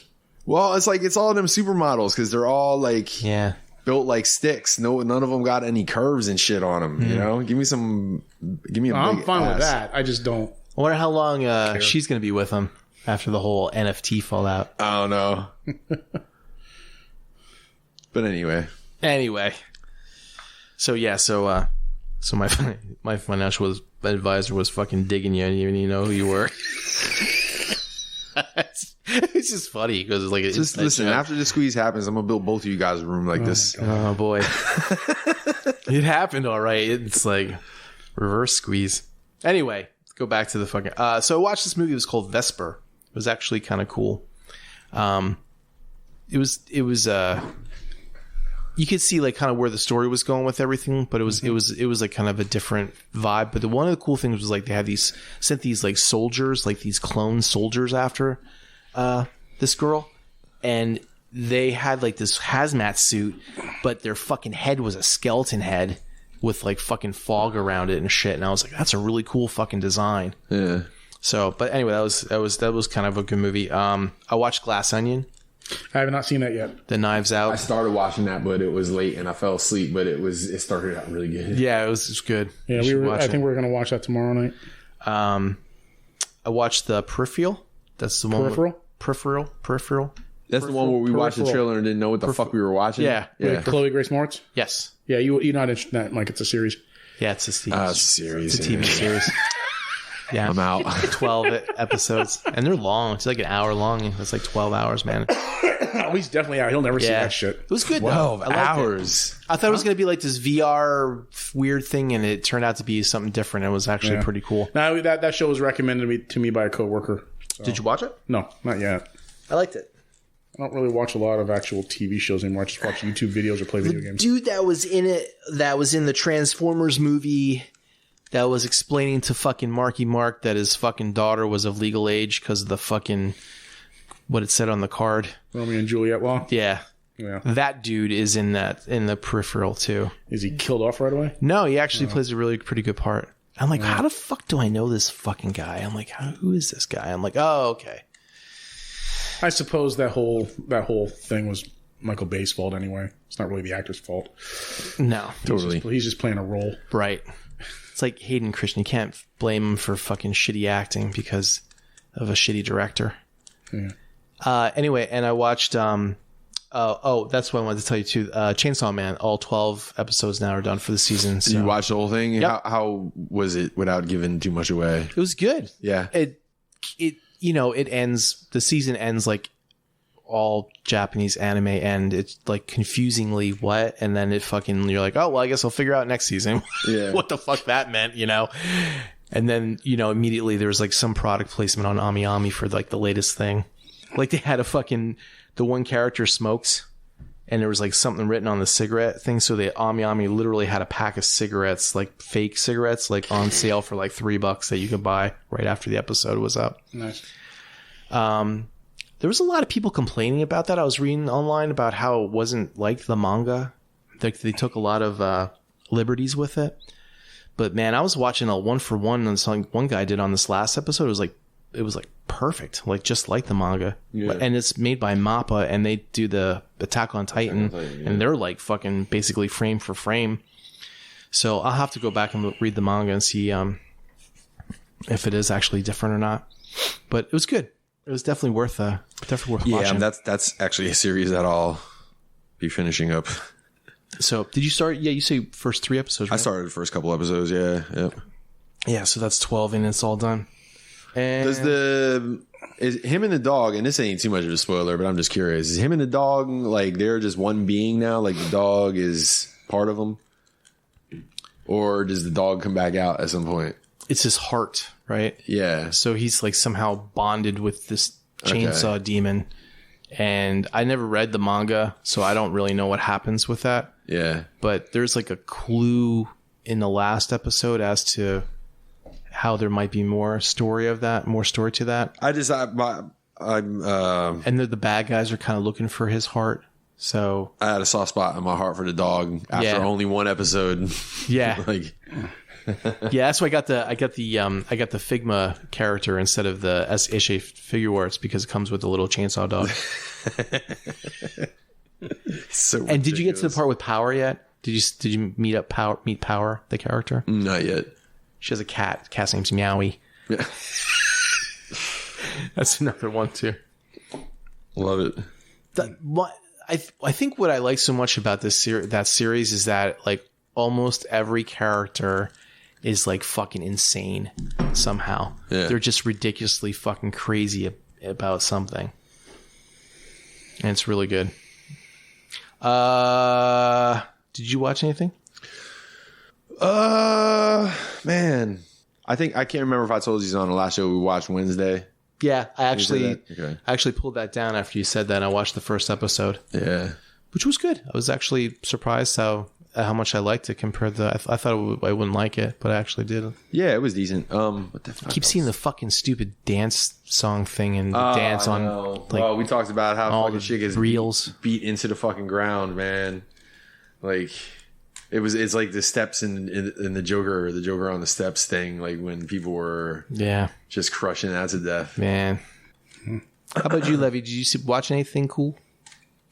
No, I've been playing Callisto Protocol and now Subnautica. What was the Callisto Protocol? Which one was that? It's the Dead Space like. Oh, right. Okay. Yeah, you said, but by those developers. Yeah, part of the team that made the original Dead Space made this game. It had a rocky start when it launched. They fixed the real bad stuttering issues and everything, and the performance issues. But I mean, the game to me, the game's fun. I'm enjoying it. I haven't, I've been going through it slowly. I don't play it like all the time, but I'm enjoying the gameplay. Some people have complained about the combat and the way, specifically with the dodging system. I don't know if they put any patches in to tweak the combat at all, but it's interesting. It's the only thing is it doesn't really do much to differentiate itself from Dead Space. Oh, so it's like a clone of it? Yeah, it's pretty much just like Dead Space. I mean, it takes the whole idea of the diegetic HUD. Yeah. Where it puts your life bar on the back of the guy's neck. Yeah. And shit like that. And you have a kinesis type ability. It's fun though. Like I said, it's a lot of fun. But it doesn't really. When we were talking on Tuesday, I made a mistake. A Freudian mistake was I said I was playing in Doom tournaments to make drinking money. It was actually Quake tournaments I was playing in, not Doom. Oh. Because I was like, man, is that right? I'm like, no, it was fucking Quake. I was playing Quake. Oh. So they actually have updated those games with ray tracing. I saw. Yeah, that was one of the first ones. They look cool. Do you want to hear something cool? Someone took the code from Quake and programmed it on a fucking birth test. You can play Quake on the LCD of a birth test. I've heard stuff like that. Pregnancy test of a fucking pregnancy birth test. But you're born up. Pregnancy test. Yeah, if you're pregnant or not. Play a little fucking. I've seen stuff like that. Play some fucking Quake on there. People playing Doom on the refrigerator. Yeah. Yep. The other one too is that do you see the one the Quake in ASCII? It's all ASCII characters. No. And the ASCII characters change as you're going through the maze. Yeah, it's really that's cool. Really cool. Yeah, and then like I said, I told you that I was playing Subnautica before, like on Xbox when it was on Xbox Game Pass. Yeah. But they took it off, so the Steam Winter Sale is going on. So I bought it on the Steam sale. I'll tell you what's a really good deal is that Jedi fucking Outcast that you got me is like $5. Yeah. On Steam, you grab that shit. I might actually do that because it's on Game Pass, and I never played the game. It's a good game. I do have a physical copy for Xbox, but I'd rather play it on PC. It's like that the Souls series where it's a Souls-like. You gotta make sure you're doing the right. You can't button mash. Yeah, you have to make. You have to have very deliberate button presses. We're talking about that. Did you ever play the Prince of Persia reboot like 12 years ago or 14 years ago? I played a little bit of it. Sands of Time. The reboot. Yeah. Not the trilogy. The one that came out was a reboot after that. It was like a cell shaded with him and the chick that was all in like white, and they would like hold each other's hands and do the cross moves together. No, I never played that because the Sands of Time itself was a reboot of the original. Right? Prince of Persia and then they had 3 games at least, I think. Okay. And then this was after those came out. There was a reboot, and there was everyone hated it because the controls were very much like a Souls control. You had to know the right moves and stuff, and you had this girl who was with you. I can't remember. She was some type of mystic, and like the two of you would do the combination moves together, and you travel through the game together and stuff like that. And like she always would save you. Like, say you were doing like a wall run and you're like, oh shit. And instead, like in Sands of Time, you just rewind and stuff like that. This is you're like, oh, and she would go, and like the magic would come out and she would grab you and, she'd pull you up from fucking dying and stuff. But like, that made me think of that was a game like 14 years ago when that came out. That was back when like Assassin's Creed, shit. Which number was that with the fucking American Revolution? 3 was when 3 came out. That's how long ago that game came out. I played the original Prince of Persia. That game was fun. Oh yeah, and the animation on that was fantastic. That was Did you ever play that? Like the original Prince of Persia, way back when? Now Sands of Time. I like the movie too. Anyway, so Lev, you didn't see anything? You're just playing the video games and stuff. I'm also going to be starting Witcher 3 because I never actually got too far in that originally, but they just released a next gen update for Witcher 3. They added ray tracing, DLSS support, I think, updated graphics, upgraded the textures and whatnot. I haven't played any of the games. Well, they say you can play Witcher 3 without having played any of the previous games. Cool. So was that the doorbell? Do you have the Yeah. charge? Yeah, that's what it was. yeah, so if you enjoy The Witcher, give Witcher 3 a shot. Now, the series is not based on the video games. The series is based on the books. But and the games actually take place quite some time after the books, I guess. But they say that Wait. Witcher 3 is Hold on. The TV show is based on the books, the books. but the video game is based on It takes place after the books. After the books. Yeah, from what I understand, the games it was take place. just it's long its after own the books. it's its own content. Yeah, There's nothing is based off of nothing like Well, written. I mean, it's like got the novels. characters and stuff like that, from the books and everything. Right. And I'm sure it probably references events that happen in the books. Maybe I don't know too much about it, but I do know that Witcher 3 is actually after the next gen update is now Witcher 3 is back to being the #1 game on Steam, narrowly beating out Elden Ring. Wow, that's cool. In terms of rating, because I think Elden Ring has a 97% and Witcher 3 after the update is at a 98% Cool. positive rating. Half-Life Alyx is still the #1 VR game on Steam. No, Vanessa, how you doing? What's up there, happy, good-looking Vanessa? Hi. I met the angry, not good-looking Vanessa at Wawa today. The bizarre. I thought it was you, and then I was like, because I always was like above the shelves, and I was like, "Oh, is that her?" And I like staring, and she like blew. She's like, "Eh." And I was like, I was like, "That's not her." She got all mad. Merry Christmas. Oh, You want me to hand it to him? I got the aw. thank you. Oh, Yeah. Jesus. I'm gonna You didn't have to do that. move over. Why not? Thank you. You're welcome. It's not like you're going to be, cashing in AMC stocks anytime soon. Merry Christmas. It's not like we're what? I said it's not like you're going to be cashing in AMC stocks anytime soon. Squeeze is coming.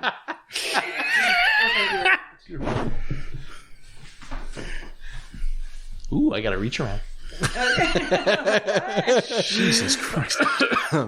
I'm debating whether or not I should tell you about this $50 Amazon gift card. Oh my God. How evil is that? Look, Jed got you a bag of dice. I don't know. These dice are mine. Oh, you're like, give her one. You won't give her one bag and keep the. No. She's getting nothing. Even though you could buy the other bag twice then. She's getting nothing. I'm keeping this $50 gift card. Wow. No wonder I got like 3 cookies this year. Hey, Jed, don't edit that part out of the show. The center of the clip. Yep. I got some news. Well, rumors, really. So, rumor is that in the next Kong versus Godzilla movie, the antagonist is going to be Space Godzilla. Oh, Space Godzilla. That's Yes. the one that had the crystalline. Yeah, the big crystals on his Shit on it. shoulders. Yeah. This is a rumor. It's a rumor. Do you Yeah, believe it? maybe. I don't know. I don't want to say it's too far. Space Godzilla is too far fetched for the MonsterVerse because, like, fucking Godzilla is. We got Mega. Ghidorah is already shown to have been an alien creature. We also got, true. We got the Mega Godzilla already thing, right? Mechagodzilla? Mecha Godzilla. Sorry. Yeah, but the So, thing is, aliens the are original next, right? Mechagodzilla was built by aliens, Yeah.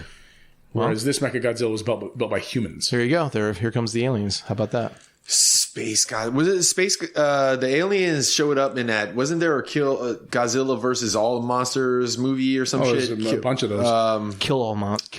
Yeah, kill all monsters. I think that was like the aliens kept sending one Godzilla villain after another. No, that was Was that was one from 2000 or something like that. I thought that was All Out Attack or something like that, wasn't it, or something? That's when they. that's the one where they did the American Godzilla. Yeah, Zilla. He lasted like 14 seconds or something. Yeah, it was. That wasn't Kill All Monsters? No, it was. All Out Monster Attack. Levy's gonna find it. Say it's one of the names that we just said. And, like he didn't hear it at all.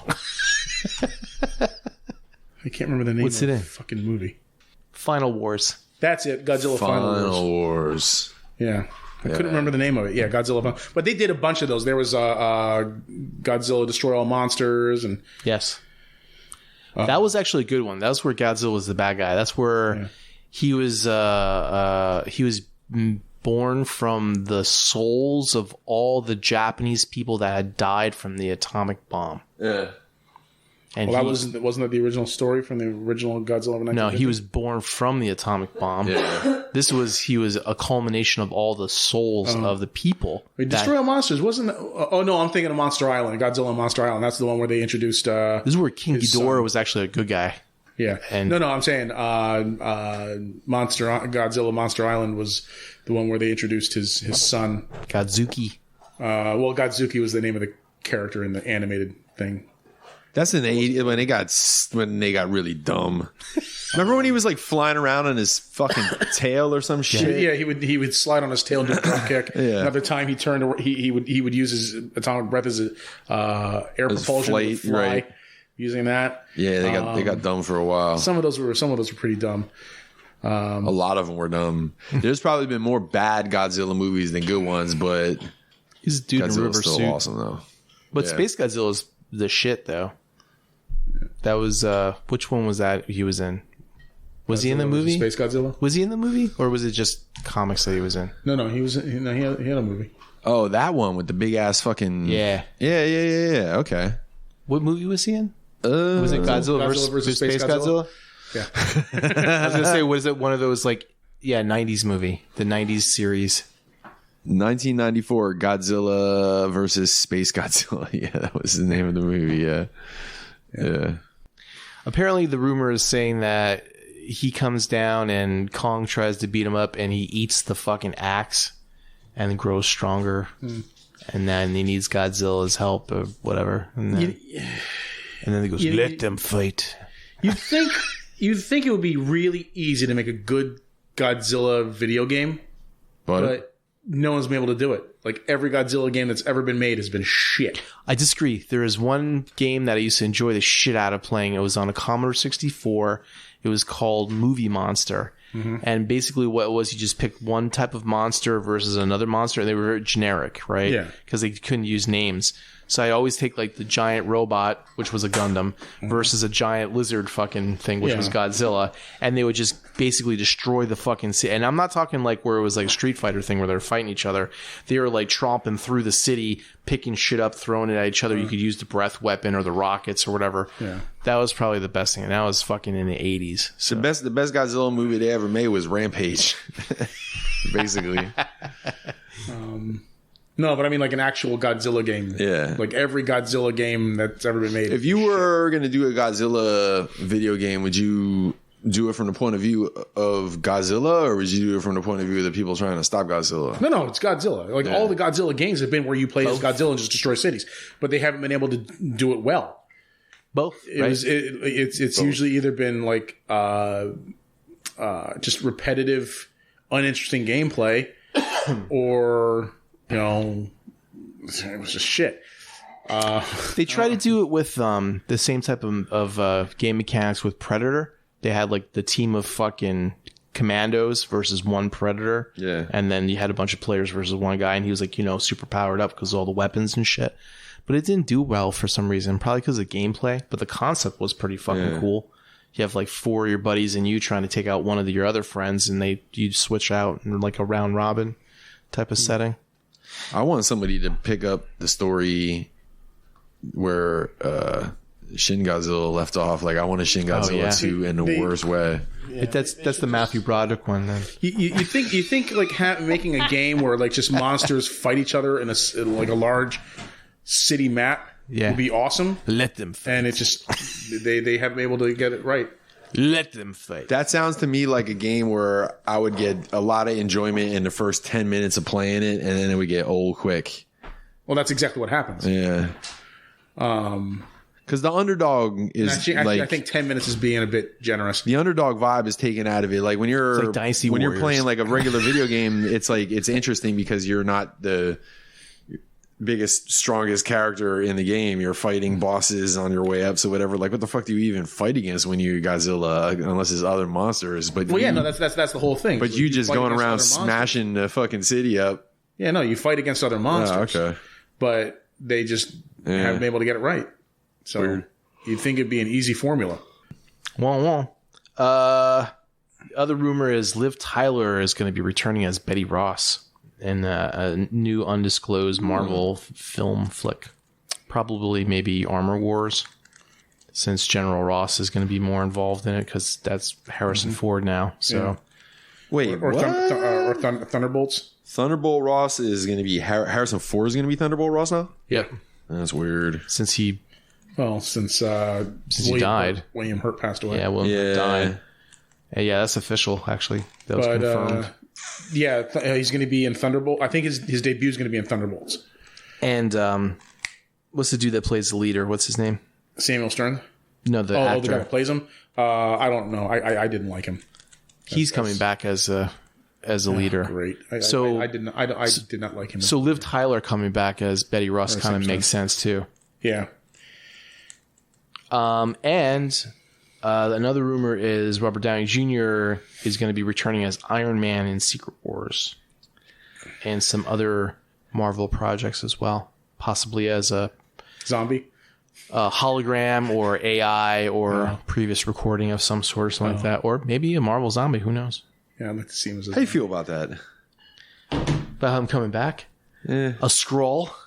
Like maybe all these movies we've been watching, they're all just Skrulls, and now here's the hero's return storyline. Yeah, maybe the Tony Stark that died at the end of Endgame was a Skrull. Yeah, now it's just a whole new thing. hate That that. wouldn't be the first time that they've done that. I know, but I hate it. It's called Heroes Return. Yeah, that was the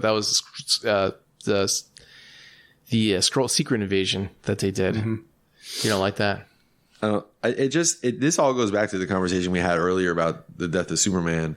Like, to me, the reason the death of Superman was like as big as it was is because everybody, for some oddball reason, maybe that didn't read comic books, thought this motherfucker was going to stay dead. But like, death doesn't mean anything in comic books readers. anymore. It really, yeah, right, yeah, right. It just never. Leonardo DiCaprio. I don't know. I like the weight of a death. You know what I mean? Like, dude, it was a great run and it was awesome, and he died, and it should stay that way. I saw a good meme with that, with the Leonardo DiCaprio one. It's where he's like doing the drink and he's like pointing up at the TV and stuff like that. And instead of the bottom is like, when you see the same scenery in a different porn as you saw in the other porn. The same scenery. Yeah, it happens. It's the same house. Oh, that chair. Hey, that's my house. I remember that architectural design of the ceiling. Imagine you're sitting in the same room that they were fucking in. Wait a second. When did they? Oh, that was when I freaking rented my room out for that Airbnb. You know, I mentioned before that you give me deep fake AI, de-aged fucking actors to keep playing the same role for the next 20 years. I'm fine with that. Keep bringing back. Bring them all back. I'm fine with it, but I just don't like the non-finality of deaths of characters. Like, because then it just means like, is that not what really means anything anymore? It cheapens it. It does cheapen it a little bit. Like, I get sometimes it's going to happen. Well, like, if he comes back as like a recording or something, the thing is, like when they say that he's coming back, quite often when they make announcements like that about somebody returning to a character role, it's a rumor. Yeah, when rumors surface, it turns out like either A, it's not true, or B, it's like a little cameo, like a 30-second cameo, or like it's like he shows up because he's in a background photo. And it's like, come on. Or it could be that he's or it's in flashbacks. He's a multiverse version of himself and he's a bad guy. Who knows? Like back in the 90s, when I went to a Star Trek convention where Patrick Stewart was at, right? Patrick Stewart made the announcement that Locutus was going to be coming back. And everyone was like, oh, cool, that's cool. It turns out it was just flashbacks for the beginning of the Deep Space Nine pilot. because of Sisko's backstory, like how he was on one of the ships at the Battle of Wolf 359. His wife died at that battle and shit. Old English dude was making all these fucking nerds all excited for nothing. Did he go up there? It was tea, Earl Grey, hot, and it was like, he said the words, he said the line. Yeah, no. Did he? No, he said, make it so. No. Did you ever see the Saturday Night Live with Shatner? The old Saturday Night Live, like from the 80s? Probably. It's just a but show. I don't remember it. He was at a Star Trek convention. It was like before conventions were like a big thing, you know, for Transformers fans. And he's like, he's like, what are you guys doing? He's like, you still live in your mom's basement. He's like, have you even kissed a girl? He's like, get out there, the world's. He's like, it's not why this is a show. He's like, something I just did for the fuck of it, like as a lark, you know, like 20 years ago. He's like, I don't know what episode. Oh, and then like the fucking the guy that was coordinating the thing came up to him whispering. He's like, oh, that was evil Captain Kirk from episode fucking 43 or whatever. Shattered glass Kirk. From the mirror universe. Yeah, right. It was just really funny. What's next? Weird news. Oh, I gotta tell you the shrimp story then too. So I got shrimp for the wife, right, for Christmas, because she wanted like fucking a shrimp cocktail ring thing. So I just got a bag of shrimp. It was like frozen, you know, like cooked shrimp, right? Anyway, so I got her a bag of shrimp. It was frozen, right? So I thawed it out, put it on the fucking plate, and she ate like half of it or whatever, right? So a day after that, she goes to me, she goes, hey, that shrimp you bought, was that raw or cooked? Sometimes they can make this shit up, man. I said you ate like half the fucking bag. I said, was it fucking, did it go, this is good? Or did you go, ugh, this is like all gooey and fucking shell still on it and veiny? Oh, I don't know. I said, maybe if you didn't see the bag, maybe you never opened it and it's still in the fridge and you're like, oh yeah, you know, is it cooked or raw? That's a good question. Not, I ate half of it. Hey, was that cooked or raw? All right, Levy. Hit us with some weird news. Yeah. All right. So, this first one comes from mylondon.news. Couple hates the song Last Christmas by Wham so much, they're trying to buy the song rights so they can take it off the air forever. A couple hate Last Christmas by Wham so much they're raising money to buy the song rights to take the tune off the air forever. Thomas Mazzetti, 55, and his wife Hannah, 33, have already raised a whopping £51,553 to try and banish the song to the history books. Hannah said her hatred for the tune started 13 years ago when she worked in a cafe where the boss played the song on repeat. And last Christmas, she was talking to friends about how much she disliked it still and how much she'd pay to never hear it again, inspiring this year's online fundraiser. So far, 327 people have pledged $62,100, or £51,553, to get rid of the song for good. But the couple from Gothenburg in Sweden have a mammoth task ahead of them. For the rights of the song currently are owned by Warner Chappell Music UK, and is valued between $15 million and $25 million. Gee. Dentist. What? That's a lot of. You got to really hate a song. I mean, just a song. I mean, I hate that song too. Dude, we totally could do a fucking fundraiser for Nickelback. Fucking make millions. Yeah. Yeah, I hate that song too, but I have no interest in, you know, trying to take it off the air. Look, if other people enjoy the song, so be it. I don't care. But in your opinion, what would you say is the worst Christmas song? What would you say is the worst Christmas song out there? worst Christmas Like, song. I'll just run you through a couple of them. So there's the Wham song. There's is it Paul McCartney? Is it Wings? Or is that Paul McCartney? That Christmas song, the Mariah Carey song. I'm not going to lie. I actually kind of like All I Want for Christmas. You like that song? I actually like that song, yes. You like Mariah Carey's big ass titties, and you just picture. No, I like that song. It's catchy. It's got a nice tune. I enjoy it. The Bruce Springsteen one really annoys the shit out of me. Yeah. Santa Claus is coming to town. Yeah. That middle section, like where he's just Santa Claus is coming to town, and he's just doing it over and over again, and he starts like kind of laughing in the middle of it, and it's just like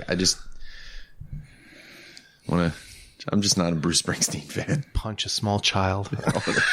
Actually, probably my most hated song is probably Last Christmas by Wham. So, And how comes you hate that way? Is it I don't know. I just hate it. I just hate it. I don't like. Because I think it just sounds like he's like, last Christmas, I gave you my... Who gives a shit? So he's one of them whiny bitch ass dudes that's on the internet talking about how chicks don't like him and all that. Dude. One of them guys. Yeah. It didn't work out with your girl. Time marches on. Find another one. All right? Yeah. Fucking emo bitch. God damn. I hate that song. I hate it so fucking much. I actually don't like Grandma Got Run Over by a Reindeer. Yeah, that's dumb. What, the classic? Like No. The song's or dumb. or a modern version. How modern? Like from the I don't know. 90s? Did like some band do that one? Who did that? Like 20 years ago or whatever. Oh. I thought that was the original, wasn't it? That song's been around forever. What? That song's been around since I was a kid. Yeah. Was So there? that one, you hate that one. Yeah, I didn't know there was a modern. I wasn't sure if there was. Oh, is there like an original one before that, or is the original when we were kids? I don't know. I don't know either. Check the fucking internet machine. I just think that song's stupid. Originally performed by the husband and wife duo of Elmo Shropshire and Shropshire. Patchy Trey, 1979. 79. That reminds. Why did I think Ozzy was involved with that somehow? Ozzy. Yeah, wasn't he involved with that somehow? Maybe it's a remake. Fucking reindeer getting eaten at a Black Sabbath concert. Could you imagine him pulling out a reindeer? He just bites its head off. He's got to work on that one for a while, though. It's not like a bat. Elmo Shropshire. Go scroll, see if there's an Ozzy reference somewhere in there. I swear to God, I thought he was Ozzy somehow not found. No, No Ozzy. okay. It was all Elmo Shropshire. It was the best of Shires. It was the worst of Shires. You ever seen that meme? Oops, misspelled it. Yeah, this is one of the ones you get high and you just laugh at over and over again.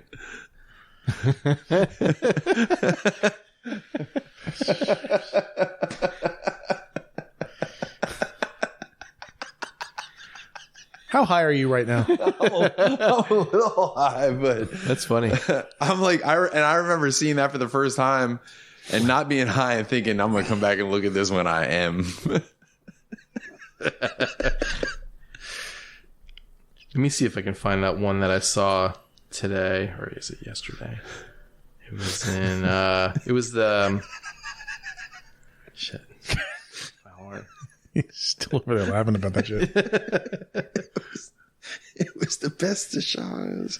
It was the worst of Shires. And then that just makes me think of fucking Bugs Bunny trying to pronounce. Was it him? Where's the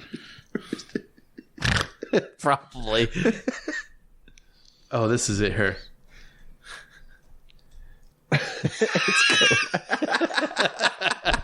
You saw this one, right? Was its code outside? Yeah, it's cold outside. But baby, it's cold outside. What else you got? Any other weird news? Let's see here. This one comes. Hold on a second. This one comes from WarringtonGuardian.uk. Buffoon exposed himself trying to pay for alcohol with penis. Wait, what? Say it again. Do you say buffoon or baboon? Buffoon. Guy Willis was described by his own legal representation as a buffoon for his actions. The 34-year-old was charged with exposure, with the particulars of the offense stating that he intentionally exposed his genitals, intending that... Jesus. What the fuck? Shit just disappears. Intending that someone would see them and be caused alarm or distress. He appeared to be sentenced yesterday, Thursday, at Warrington Magistrates Court, where he was told that his actions were highly unpleasant. Sounds like a very, very British thing. The incident occurred on April 30th this year at approximately 1 p.m. The defendant entered a convenience store in the Oxford area to buy some alcohol. When he was asked to pay by the shop worker, Willis dropped his shorts and underpants to his ankles, exposed a penis, and said, "Can I pay with this?"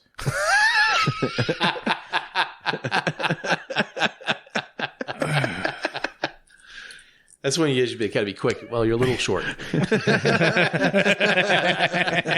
The worker promptly told him to pull up his pants and pay for the alcohol. The defendant was identified through CCTV, which recorded the incident. I'm asking you to pay, not just give the tip. Pay it forward.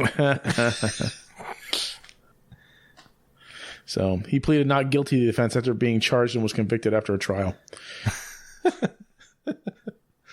How do you plead not guilty to that? Like, the balls of the guy. That's a classic Stephen Wright. How he got I got a parking ticket the other day. I plead insanity. I say, Your Honor, no one in their right mind would park in the passing lane.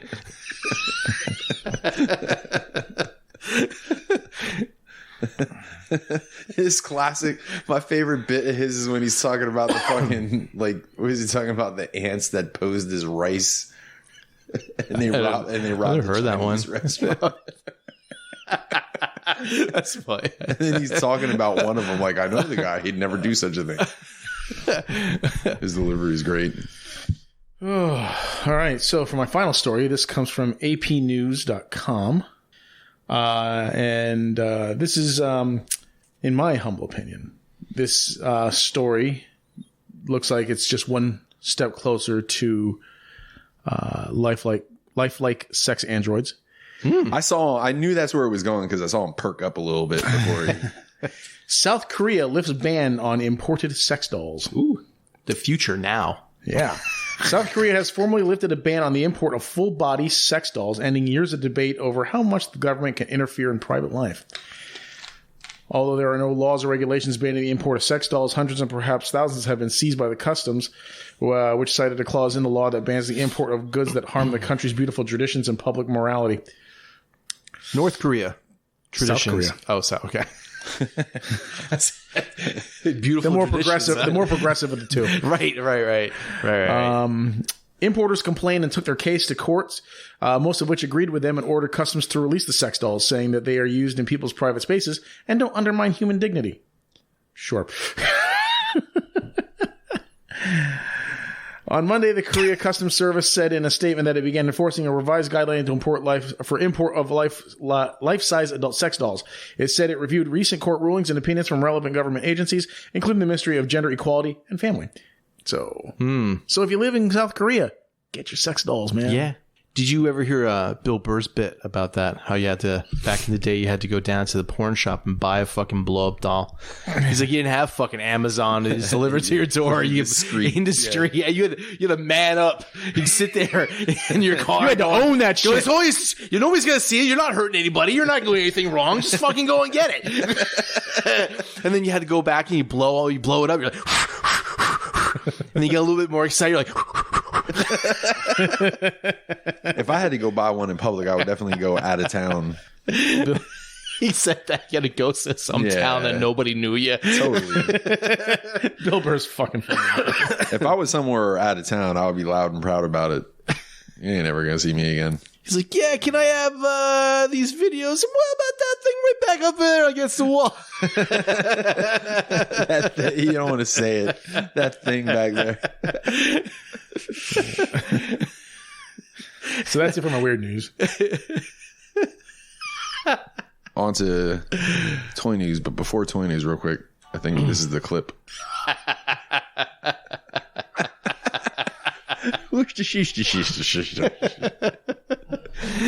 I'll remember that, but I can't remember where the fuck I put my keys like 3 times a day. I still have like fond memories of the one Bugs Bunny cartoon because when I was a kid, I remember getting like the giggles and just laughing nonstop to the point where my mom was like, "Are you all right? You gotta stop laughing," because it was like, he goes, "Only a big fat dirty rat would shoot a guy in the back," and then Elmer shot him. He's like, "So I'm a big fat." He goes, have some cheese, rats. It's just like, I just laugh. I couldn't fucking stop laughing. It was just so fucking funny. Oh my god. I don't have much in the way of Transformer toy news, but have Have you guys seen this thing? Yeah, is that part of the combining ship force Part of that Yeah. Chinese manga? That's the Yamato. Well, it's a destroyer.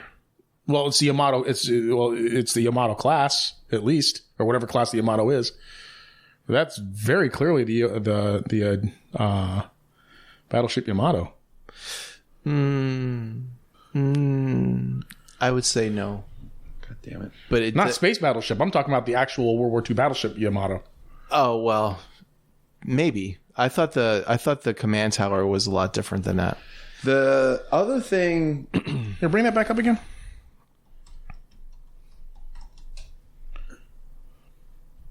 the ship. Yeah, that's definitely the Yamato. Look at the I thought the command thing was more like a T, like in the middle there, with the fucking radar thing on the top. Well, That's like that's what it looks like. It looks On like the bottom. a pile of sand in the middle there. That's what it looks like. On the bottom, no. Well, it's in because the it's all middle. grayscale and shit. In the middle there, it's like it's not. Maybe it's just the angle, the perspective I'm seeing it from. The other thing, I don't remember the other robot having like, yeah, that's the first one. This is like, because this is like this, they got this whole samurai thing going on with this dude, but it's the same company. Is that Toys Easy? It's called. Yeah. So I don't know. There's that robot and this robot. And I'm not sure that they necessarily go together, but apparently they're part of a combiner. Right there. The 5. See it? The drawing from the manga. Scroll down in the middle. Right here. Yep. What's that? That's the team that combines. Oh, So no, that's not the main one. The samurai one that we just looked at. One of these other ones, I guess. the one on the bottom left. Yeah, the destroyer. And then the top left is the aircraft carrier. And then the one in the middle, I'm not even sure. I think that's like some type of unique, like modern boat. Whatever that is. I don't know what that is. I'm not down with warships. I think it's pretty cool looking, but Yeah, it has that. What company made that? What company made that fucking samurai tank thing? the samurai tank thing. It was DNA design, the bludgeon. Yeah, the bludgeon. Yeah, that was DNA design. DNA design. Yeah. It has that DNA Iron design. Factory's doing all those samurai transformers at the time.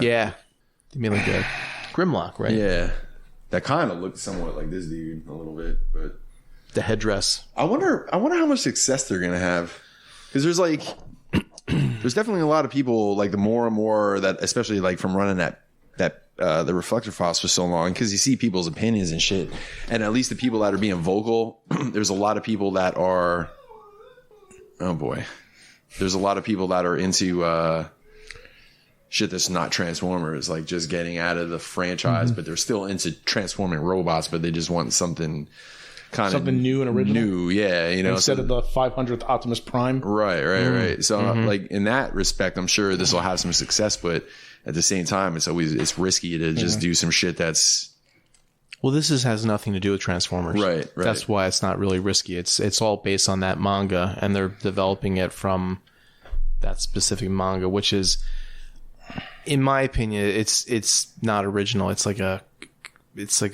bit and piece of popular other mangas fused together. yeah. Like there's literally some chick that looks like she could be straight out of Attack on Titan, you know. And then the whole I forget. It was hard to read because it was in Chinese. It was like they had all the translated stuff, but there was only so much of it. But they had like pulled bits and pieces of all these popular mangas, kind of put it together, and they made this team, and they were like, you know, different crew of automated controlled ships that transformed and stuff. But they weren't sentient. They were more like mechs. Right. Like Pacific Rim type shit, or Robotech, I guess. No, it was more like they didn't pilot it. It was more like they controlled it remotely and gave it commands type of thing. And it did its thing instead of being actually inside of it. But that was the early, when that first one came out, when I read that. I have never kept up with it to see where the story went. It was very, what's the word I'm looking for, Levy? It was very cut and paste. You know, Yeah. what do they call those homes that are made and then Modular. modular? It was very modular. Thank you. Like a prefab and kind of just pick and choose what to put in there. In other Transformer 2 news, it looks like the studio that gave us the Studio Cell Unicron, they're doing Primus / Cybertron. Cool. Yeah, I guess. I'm gonna get them. This is the same one that did the third-party Megatron or Unicron, right? Yes. Okay. Yep. Yeah. Is it the same exact like mold with just a different shell design? Is that what it is? Like same. Looks kind of like the same. It looks like it looks like it could share some engineering. Let me pull him up quick.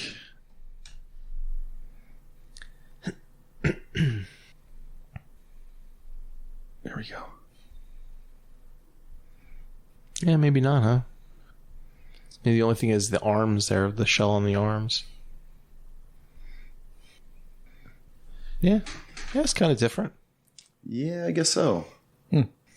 Cool. I mean, I guess like it's. No, I think it looks different. Yeah, that's what I was saying. I say the only thing it makes me familiar about it is the shell on the arm, the forearm. Oh, yeah, That's yeah. it. Yeah, okay. Yeah, I imagine it might share some similar engineering, but the legs definitely look like they're different. But just like the Unicron, like it's super fucking clean. Like everything fits well, and I don't know. I was hoping that at some point they would maybe try to do like a Cybertron out of the Unicron, the HasLab one, but I don't know if that's gonna happen. But I got the Studio Cell, so I'm probably going on this one. Oh, wait, you're thinking that HasLab would do another fund for that? Yeah. Oh, yeah, Yeah. probably not. Yeah, probably not. Because we still don't know what the fuck happened there. Like, how many of those? It was such cloak Yeah. and dagger shit at the end. Yeah. I did get an email that the Ghostbusters Proton Pack is going to be shipping soon, and the G.I. Joe, the fuck's the jet's name again? The Striker, Striker, that's it. right? Or Sky Striker? Striker. Where did I see? I think X-Transbots put some pics out of the... Oh, man. They're blades. God damn it. I think I saw an email today that BBTS had was it Generation Toy Defensor? Battle damage version of it. I saw that. Did you see that? Yeah, I Yeah. did see that. Yeah. You know what? That Like Toys is probably selling some of those units for those guys because people are so impatient to wait for like a true MP scaled Defensor. They're just buying the chug scaled shit and putting those upgrade kits on. Well, they still have to do something different, right? Unless they're just smashing it with a hammer, right, for battle damage. Right. Yeah. Here we go. God damn it. Give me a thread with like, can we just have all the pictures in one spot? That'd be great.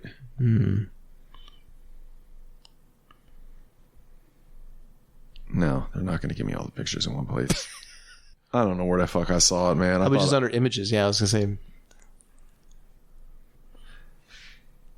So yeah, so there he is. He's cool. Like the only thing that's kind of weird. Oh, there it is.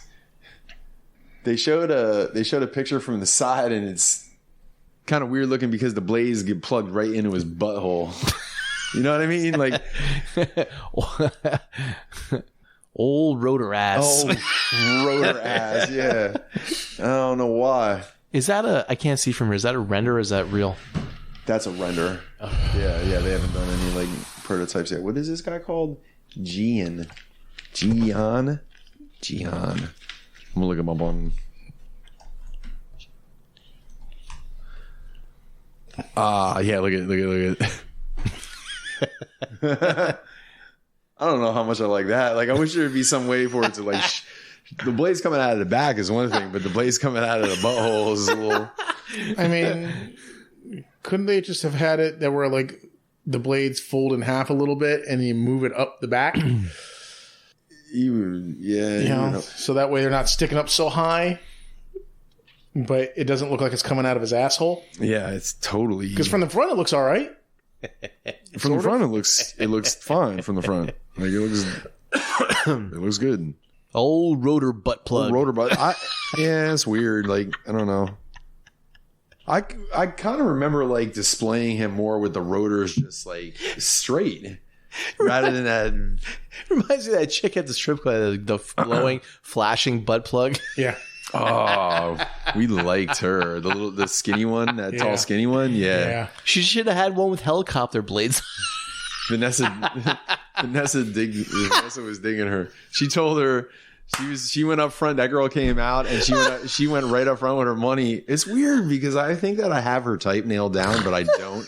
Sorry. But she went right up to her and she's like, I like your butt plug. I was just thinking of something. Sorry.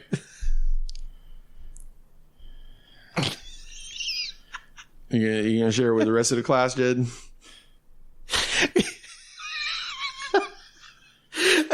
I can't. I can't just say a lot. The delirium's kicking in. Saying she should have had the butt plug with the plates. Like a spanky hat from the fucking go gadget copter.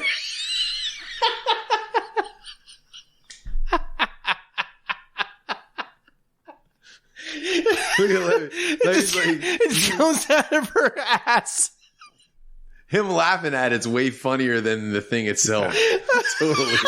It's definitely a lot funnier in his head. Yeah.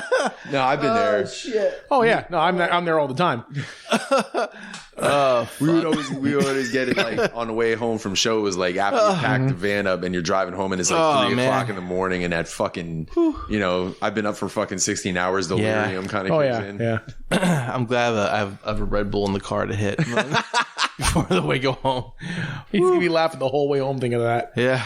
I just picture your ass sticking up and go Like Tales from Sonic. Yep. Dude, do you know how many chicks would like Autobots, take to the skies. Do you know how many fucking chicks would have butt plugs if they could get flown around? Oh my god. Flown around by them? Oh, that's funny. Better than fucking Namor's wings, that's for sure. Those looked ridiculous, man. When I saw Black Panther and he's sitting there flying, he's got these little hummingbird wings on his fucking legs, and that's how he's flying. I'm like, how is he keeping his balance? I mean, wouldn't he just like, shoop, just flip upside down, just be like carried by his feet? Movie magic, man. Oh my god. Yeah, man. All right, well, that's all I got for Transformer 2 news. I saw there was some Mafex shit that got announced. Mandalorian and I don't care about those. shit. It's Star Wars crap. It's was it Mandalorian season 2 and Old Man Boba. Yeah, Boba Fett from season 1 of Mandalorian season 3, or what they like to call the Book of Boba Fett. Now we are going to have some Boba Fett and In here. Boba Fett Right, tour, right? I really hate that man. They were just like in the middle of the producers, like, this ain't working. Throw some fucking Mandalorian in there real quick from the episode. and some Luke Skywalker. Yeah, we'll just redo it. Fucking new episode later on. What's next? Q&As. Questions? Yeah. Q&As. Yeah, we got 2 questions. Oh. So, let's take a look here.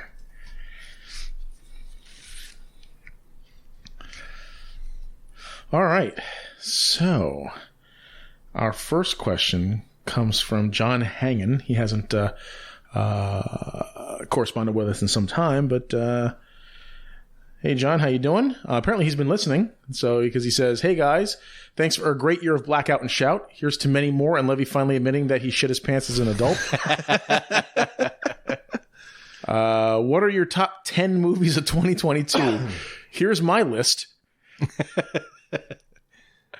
Although I'm watching the new Glass Onion movie on Friday, so this list might change. So he lists, starting at number 1, Thor: Love and Thunder, A Christmas Story Christmas, Doctor Strange and the Multiverse of Madness, The Black Phone, Lightyear, Prey, Scream, Halloween Ends, Black Adam, and The Batman.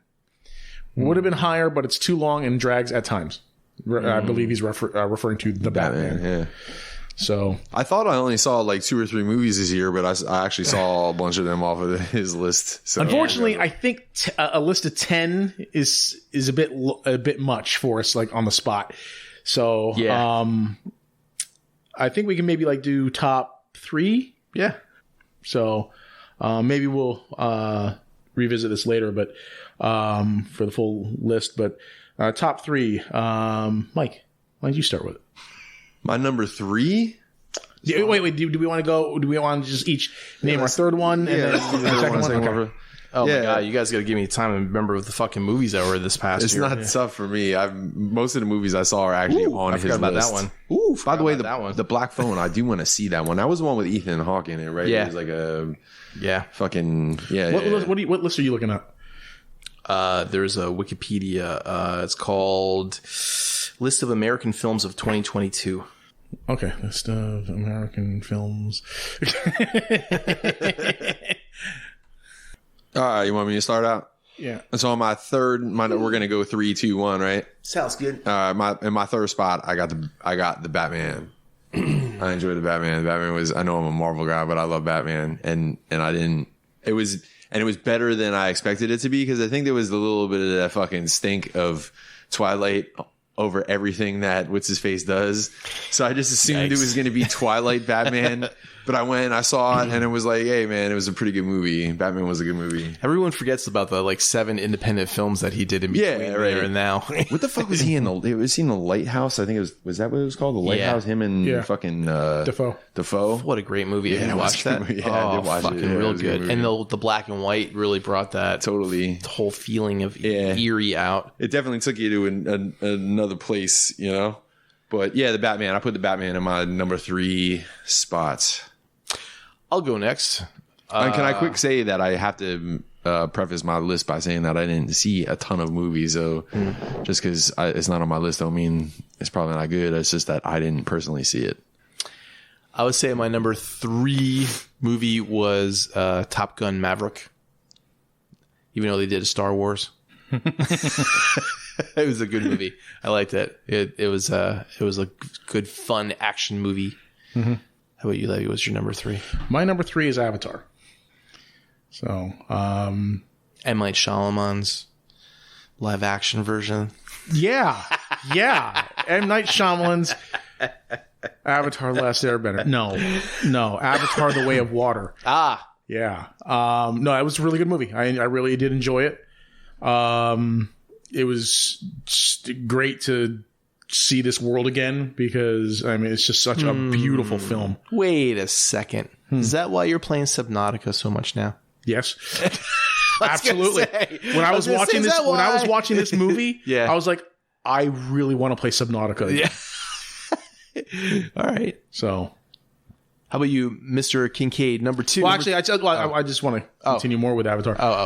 Like it was just the underwater scenes and everything was just absolutely fantastic, and knowing that they had to develop whole new filming techniques to do it. You know, they had to actually, I don't know if they invented it themselves or they had to wait for it to be developed, but underwater motion capture.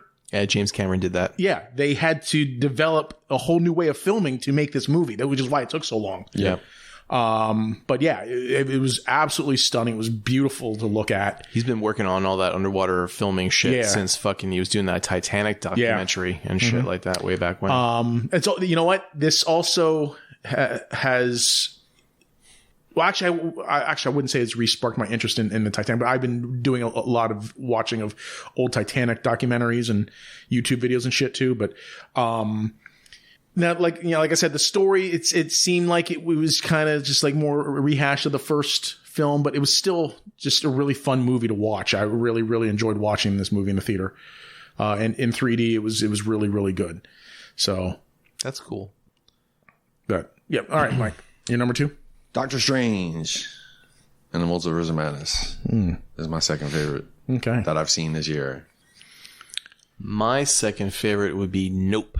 I have not seen Jordan Nope. Peele, I have not seen Nope. science fiction movie.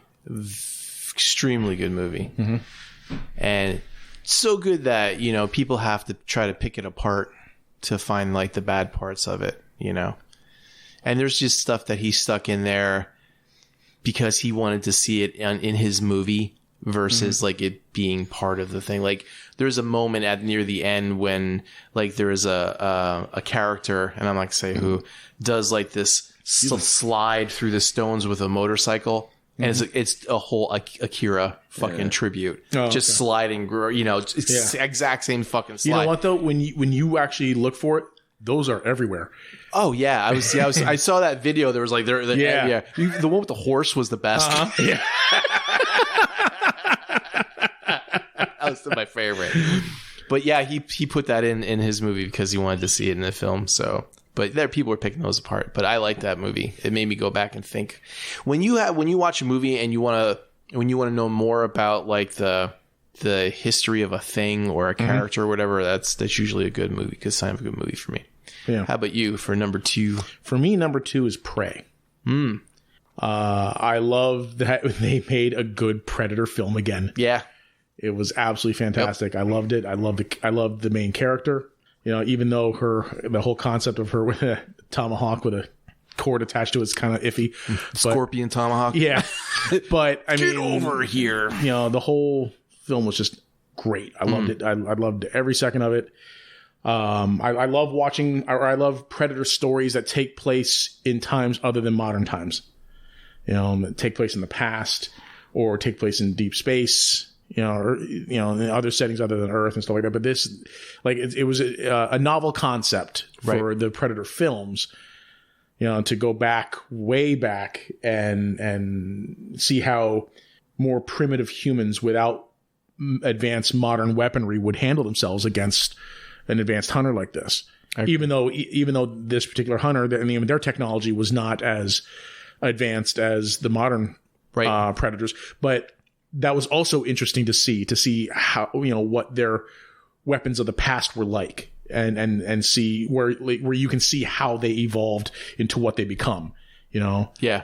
And it was really well done. I thought it provided really great insight to the history of both the predators and the people that they hunt. You know, I thought it was just great all around. I really like the fact that they turned her character from being like, I'm a Princess Leia rebel to like Sarah Connor kick-ass type of kind of character, you know, throughout the film. Yeah, it was a fantastic movie. That was your number 1 now is coming up, right? Yep. So my number 1. So I'm a horror guy, and I've been a big fan of this franchise for a long time, but unfortunately, the franchise has pumped out a bunch of turds and steaming doo-doo over the past like couple of decades, and I finally feel like they put out a worthy reimagining this year, and my number 1 is Hellraiser, the new Hellraiser film. Oh, okay.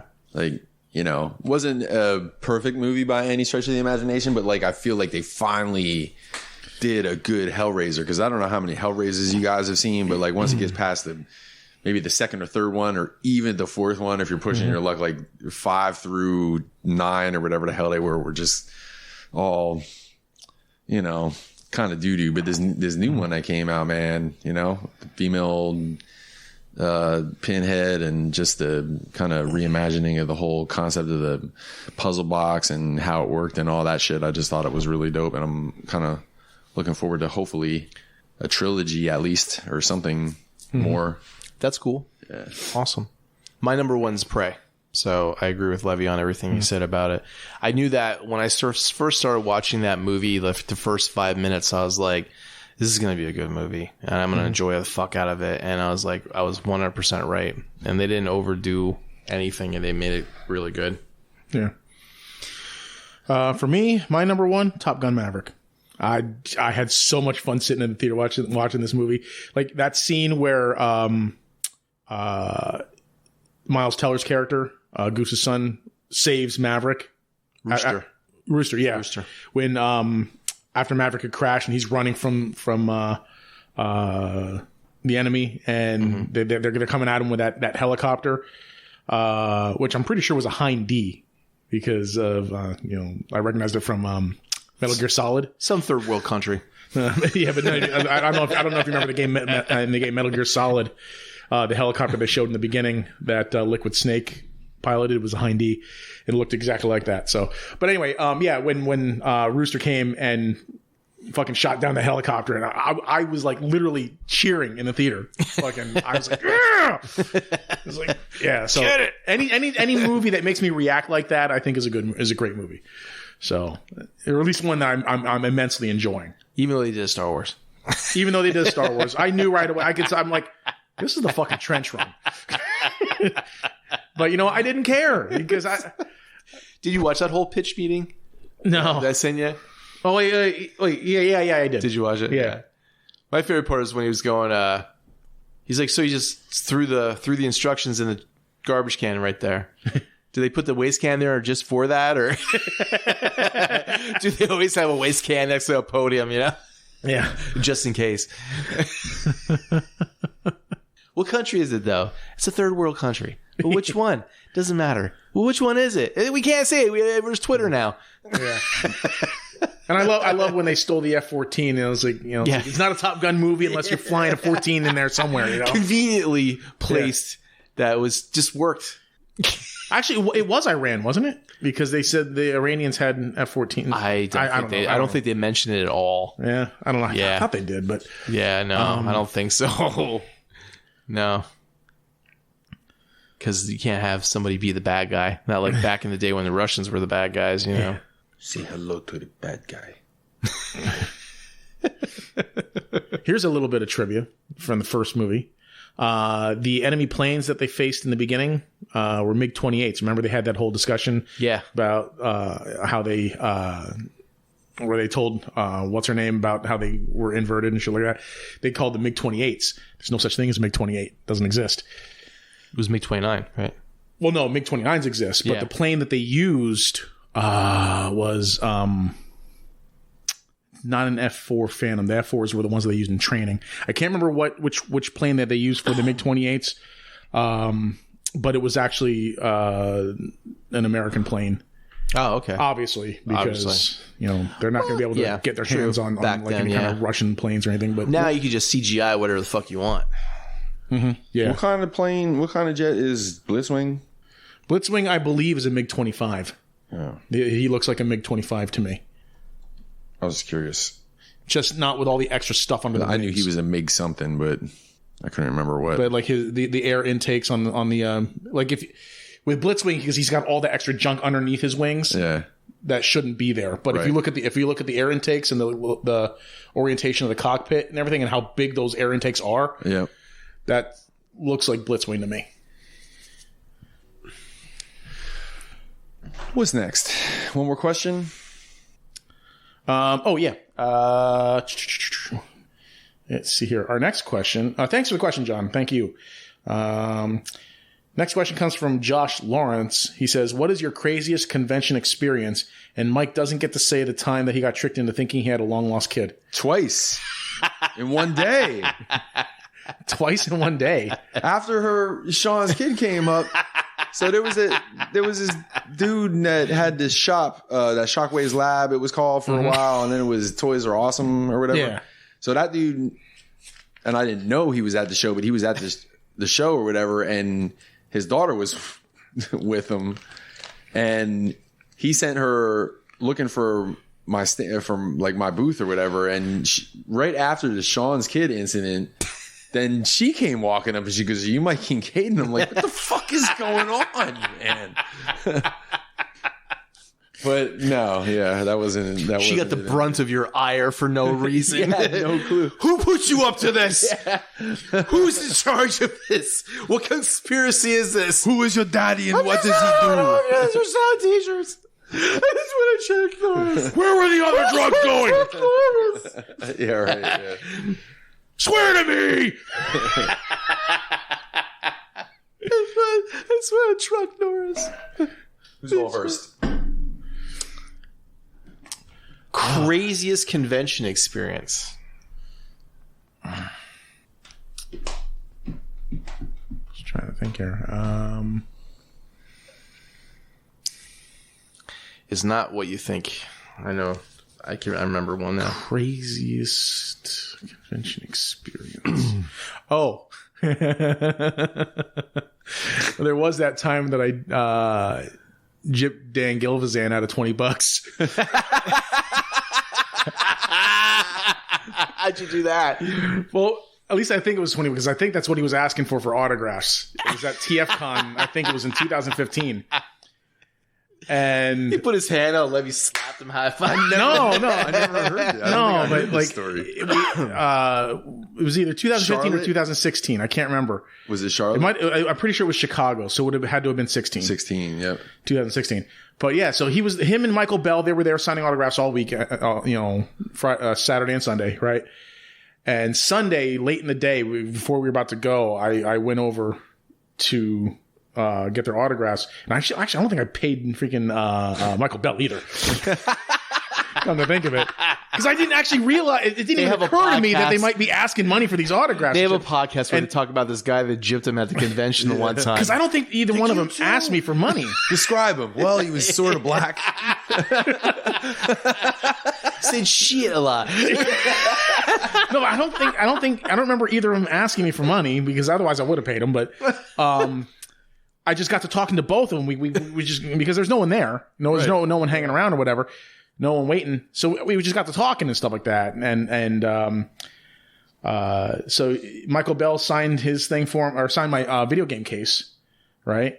And then I actually got Dan Gilvizan to sign both my video game case for Transformers Devastation, Right. and his book, because I bought his book on eBay or on Amazon and brought it with me. Got him to autograph that.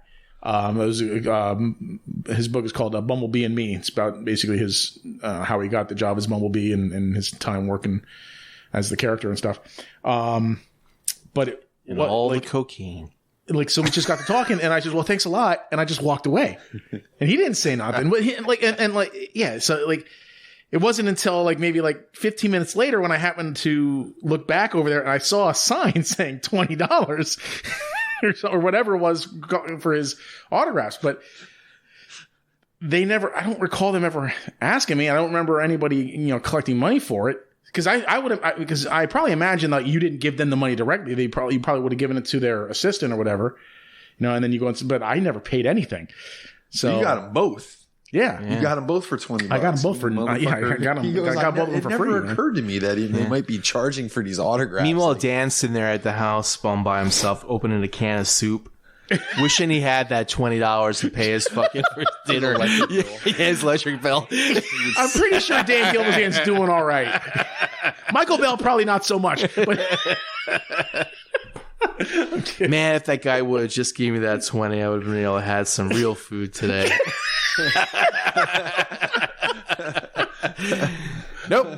Nope. Fucking Campbell's again. So, yeah. That's funny.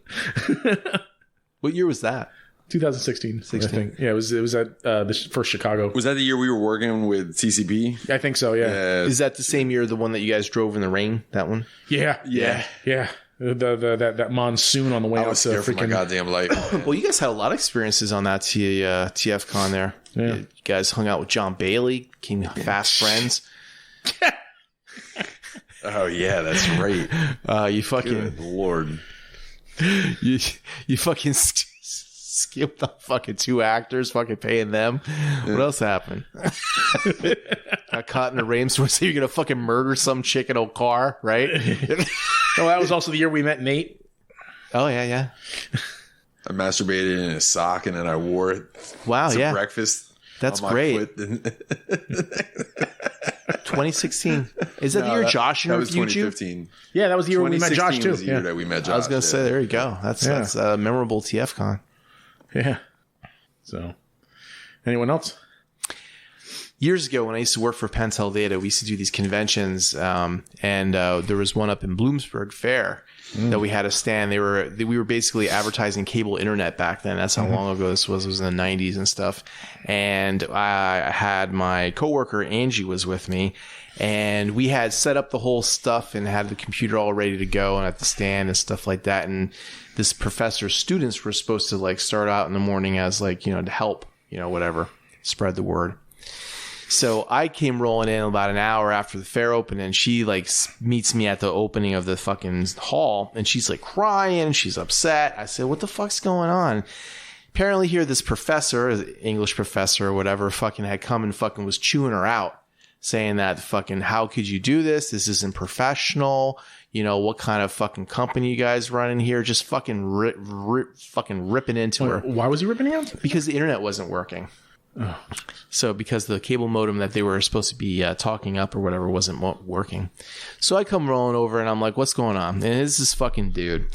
Classic fucking Rodney Dangerfield fucking college professor guy, right? He got the hat on. He got a fucking pipe in his hand. That's not lit. I get no respect. He's wearing the fucking tweed jacket with the fucking patches on his fucking elbows and shit like that. He's ready to fucking for the grave and shit. And I was like, what's going on? And he's like, oh, well, I was just fucking telling you with your assistant here, blah, blah, blah, blah, blah. I said, everything was working last night. I said, I don't know what the fuck your students did. I said, but, everything was fine. And then I looked over at the three fucking retards and I was like, yo, I said, you guys fucking touch this shit and fuck with it before he fucking anything open? Well, yeah, we changed some stuff. And yeah, I said, well, there's your fucking problem. And then I looked at him and I said, I'm not your fucking student. I said, neither is she. And I don't want you to fucking apologize to her for making her upset. And he was just like, and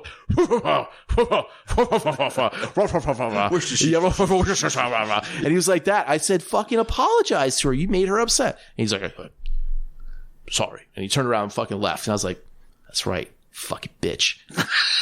And that was the craziest thing, because I told fucking some tenured fucking professor at the fucking Bloomsburg College to go fuck himself.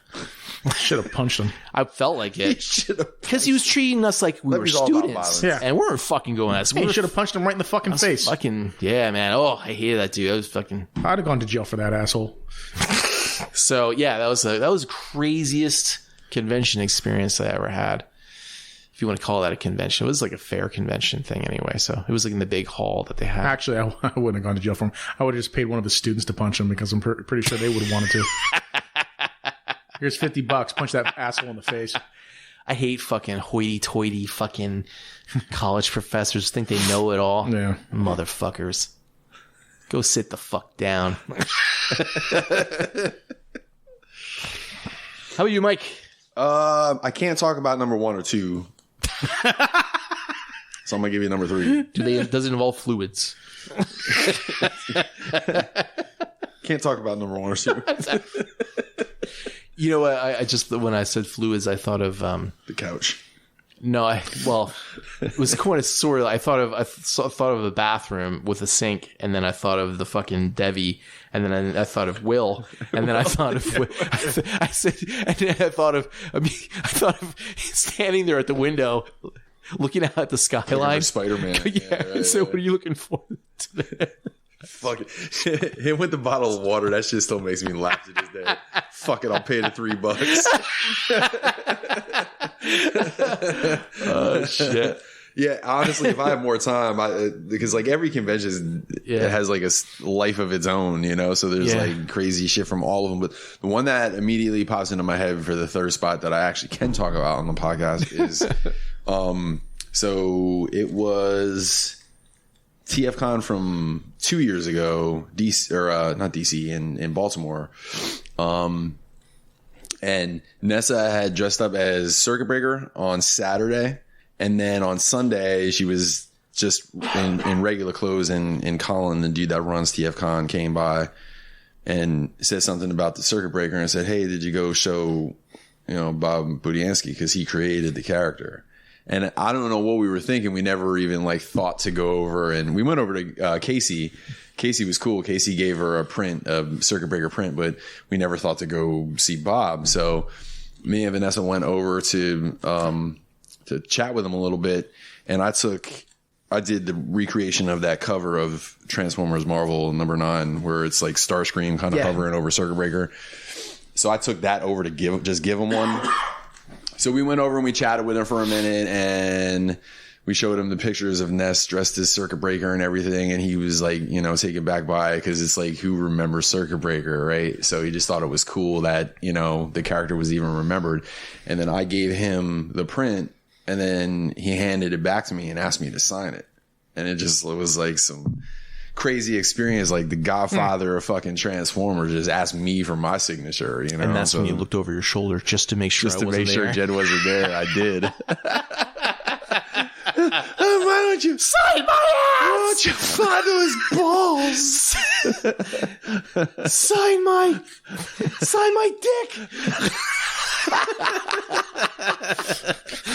My cocaine. Oh my god. So that's probably that's the first one that pops into my head. It's a good one to have. Yeah. I want to tell the I want to tell the story that like the night of the Hofbrauhaus, but I would need permission from Ness to tell the ending of that one. Yeah. Now he's here getting giving his autographs to famous people from Transformers history. Mm-hmm. Here I am ripping them off. He's ripping. That's good cop, bad cop. Fucking great. I wonder, like, for real though, I wonder if they talk shit on you after you left. They had to. Yo, did that guy pay you? No, did he pay you? Fucking dick. Oh no, they probably had to ask her, hey, did that guy pay? What, he didn't? Fucking A. You can't, right. So, should we go out? No, I probably shouldn't say anything to him. But I'm picturing like Bumblebee and Sideswipe talking shit,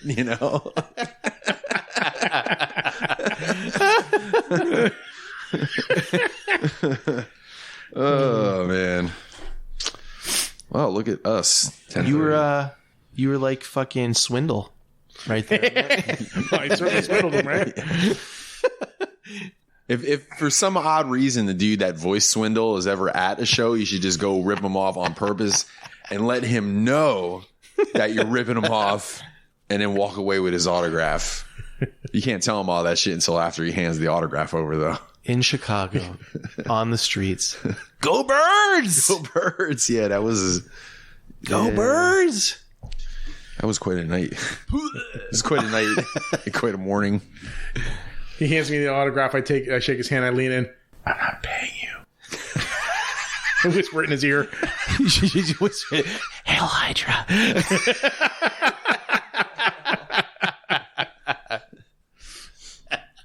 You take 20 of his money.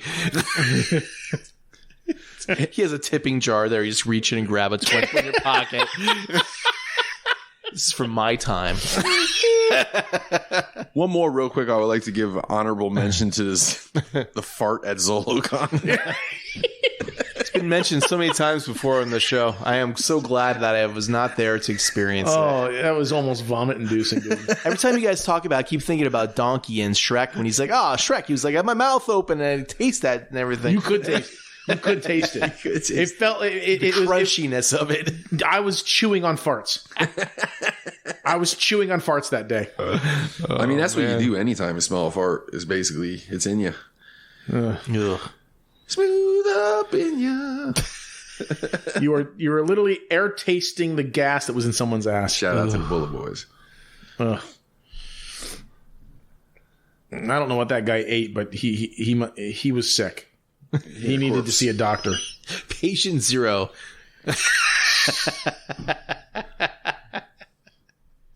And thus began the virus. That was COVID. We were the first people to smell COVID, Letty. Ground zero. Oh shit. Yeah, man. I can think of like that year, man. Whew, there was some fun shit going on. Remember that drunk chick trying to tell fucking Will to cut his hair. And you did. Yeah, years later. But What else was happening there, man? The Megatron chick in the elevator. Remember her? Cosplay. Megatron shit. What year was this? That was in Chicago. So that was 3 years ago? Was I in the elevator? 2018? Oh, that's like 4 years ago. Was it? Okay, 4 years ago. What about old Bert? Old Bert. Yeah. Can't forget Bert. That was the Transformers card game guy, right? You just said Yep. you can't forget Bert, but Bert forgot about us. Hey, Bert. Bert. Forgot me, Bert. Hey, Bert. Nah. I don't remember you guys. Oh, we forgot. It was just so funny because It's like, Bert. it was one of them situations where like when I first talked to him, I just I had a soft spot for him already because I just felt bad for him because he just seemed like one of them fucking dudes that just had no friends. And he was was looking to for hang out. people to play fucking Transformers the card game with, right? Or something like that. And we felt, oh, no, man, I'm sorry. And we were like, we immediately thought of all those poor kids that fucking play card games like Magic and, again. And they're like, he's looking for a friend because he probably doesn't have many friends. Should have told him, it's like, oh, I play Magic, though. He's like, nerd. And then the next day, he was like, fuck you guys. I'm fucking number one. He's like, I don't remember any of you bitches. It had been like Levy would have started talking to him about Magic, and he would have like went into like who's the Asian dude from The Hangover? He's giving him one of these and shit.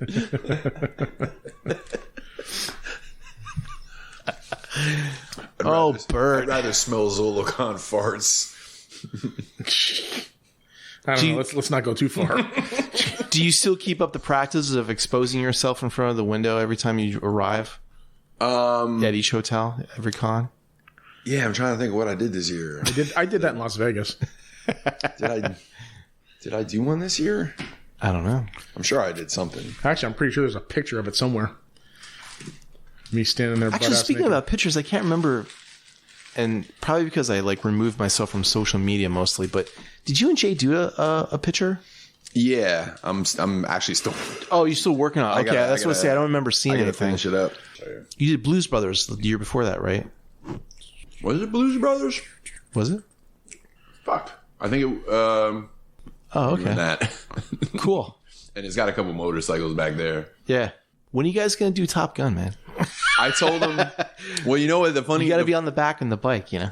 Here's the funny part, because the ongoing joke was that the Top Gun one was always going to be like our holy shit. We never came up with anything, and we're here we are. So we'll just do this one. And Jay was always saying about how I didn't want to do the Top Gun one because like I was obviously going to be Tom Cruise and he was going to be the girl and everything. Right. But now he got a haircut. Mm-hmm. And you have long hair. And I have long hair. So now he's like, maybe we could do this. As long as you're the bitch, right? As long as I'm the bitch, it's fine to do the Top Gun one. So, but I told him I'm down for it. I said, we keep talking about it. So we should just do it one of these days and with Starscream or some shit, you know? So let me see if I get them pictures somewhere. Oh, it was Contra last year. Oh, okay. No, wait. I forgot about that. That one actually came out pretty fucking good. I still think you guys should like plan. Which one of us is going to be Eddie Murphy? You guys should plan ahead. You guys should really plan ahead and like when you go, again, like have like a whole bunch of people be in it and do like a Cannonball Run or something like that. You know? Yeah, we missed One the of those type of opportunity things. on the Cannonball Run one a couple years ago where like everybody was there. Yeah. Nate and Brother Kyle and Josh, and it was probably not the last Chicago, the second last Chicago one. Whenever that was. That was our D&D one. Yeah. Yeah. Everybody was. So that was in Chicago. That was down in Reston. Was it in Reston? Mm-hmm. Because Josh drove. Oh, that's for that. right. Josh drove. Yeah, that's right. I watched 18 hours of footage of it. And then his 20-minute lunch break. Just sipping on soup. I started to shoot video for like a BotCon 2022 video, and I was gonna get like, and I never did it because I just stopped fucking shooting footage. But I was gonna shoot footage of me like closing the trunk with our shit in it, and then like the next shot, it was going to cut right to us pulling into the parking lot.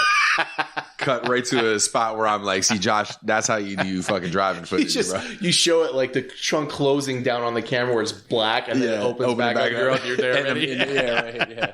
That's how you do it. Like, your fucking your TFCon video is fucking 25 minutes long and 22 minutes of it was driving and eating.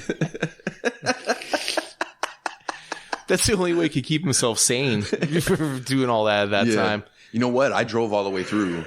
I remember saying something to him like, how the fuck did you drive all the way through by yourself? But I mean, I wasn't by myself, so I at least had somebody to talk to. Yeah, he had like his fucking camera as Wilson. You know, he's like, fucking Wilson. I'm going to make you Wilson. Wilson, I'm sorry. Yeah, I'm sorry, Wilson. Have some soup, Wilson. Try the pie.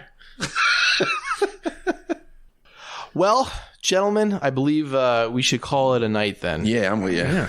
Mr. Curry, do you have any thoughts any final thoughts in closing? I thought I felt bad about ripping off those two guys, but no, I don't. I don't. You're like looking him up, like, Dan's got 3 cars. He's fine.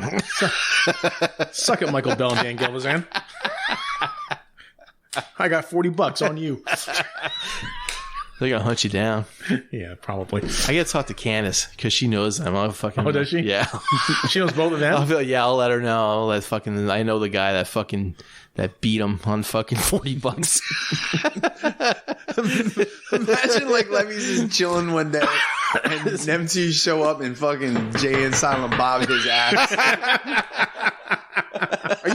Are you Levy Curry? Did you say I don't feel bad about taking my money? I don't feel bad about taking money from them fucking clown shoes.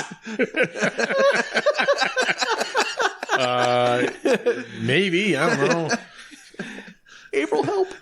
Like, it'll be the culmination of a great story because they'll beat him to the point he shits his pants. Be like, where's my money? Where's my money? Like fucking Family Guy. Where's my money? You can keep it. Blam, blam, blam. Mr. Kincaid, do you have any final closing thoughts for episode 161 of the Blackout and Shout Show? I do have a final thought because it's like they kicked the shit out of him. But like, it shifts back to like 8-year-old Levy. He's watching Transformers and shit. And there's like a Bumblebee sideswipe scene. And it's like, imagine like fast forward almost 40 years later and them guys are kicking your fucking ass. Like, dude, not everybody gets a chance to get their ass kicked by their childhood heroes.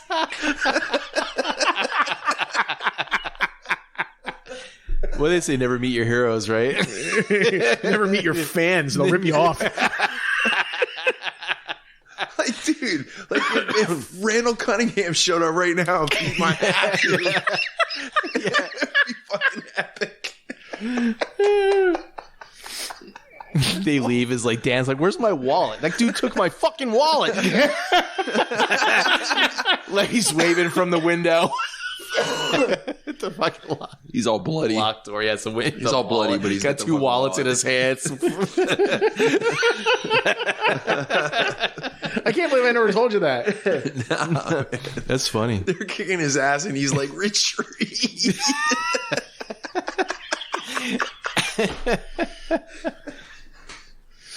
Oh, shit, man. They go get Peter Cullen. How funny would it have been if I went to TFCon this year and fucking ripped off Peter Cullen too? Yeah. Except that would have been for like what? How much were tickets to? Fucking... That would have been like probably like triple digits, I'm guessing. I don't know. Like, yeah. I'm pretty sure it was like 150 at least. Listen here, mustache. I'm not paying you.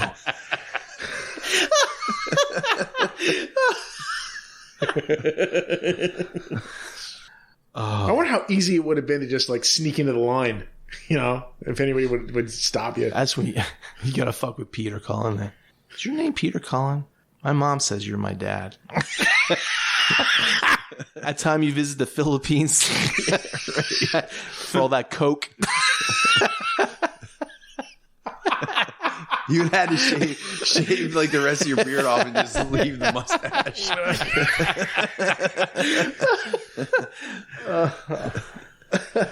Oh shit! What's your name, son? Levy Peterbilt.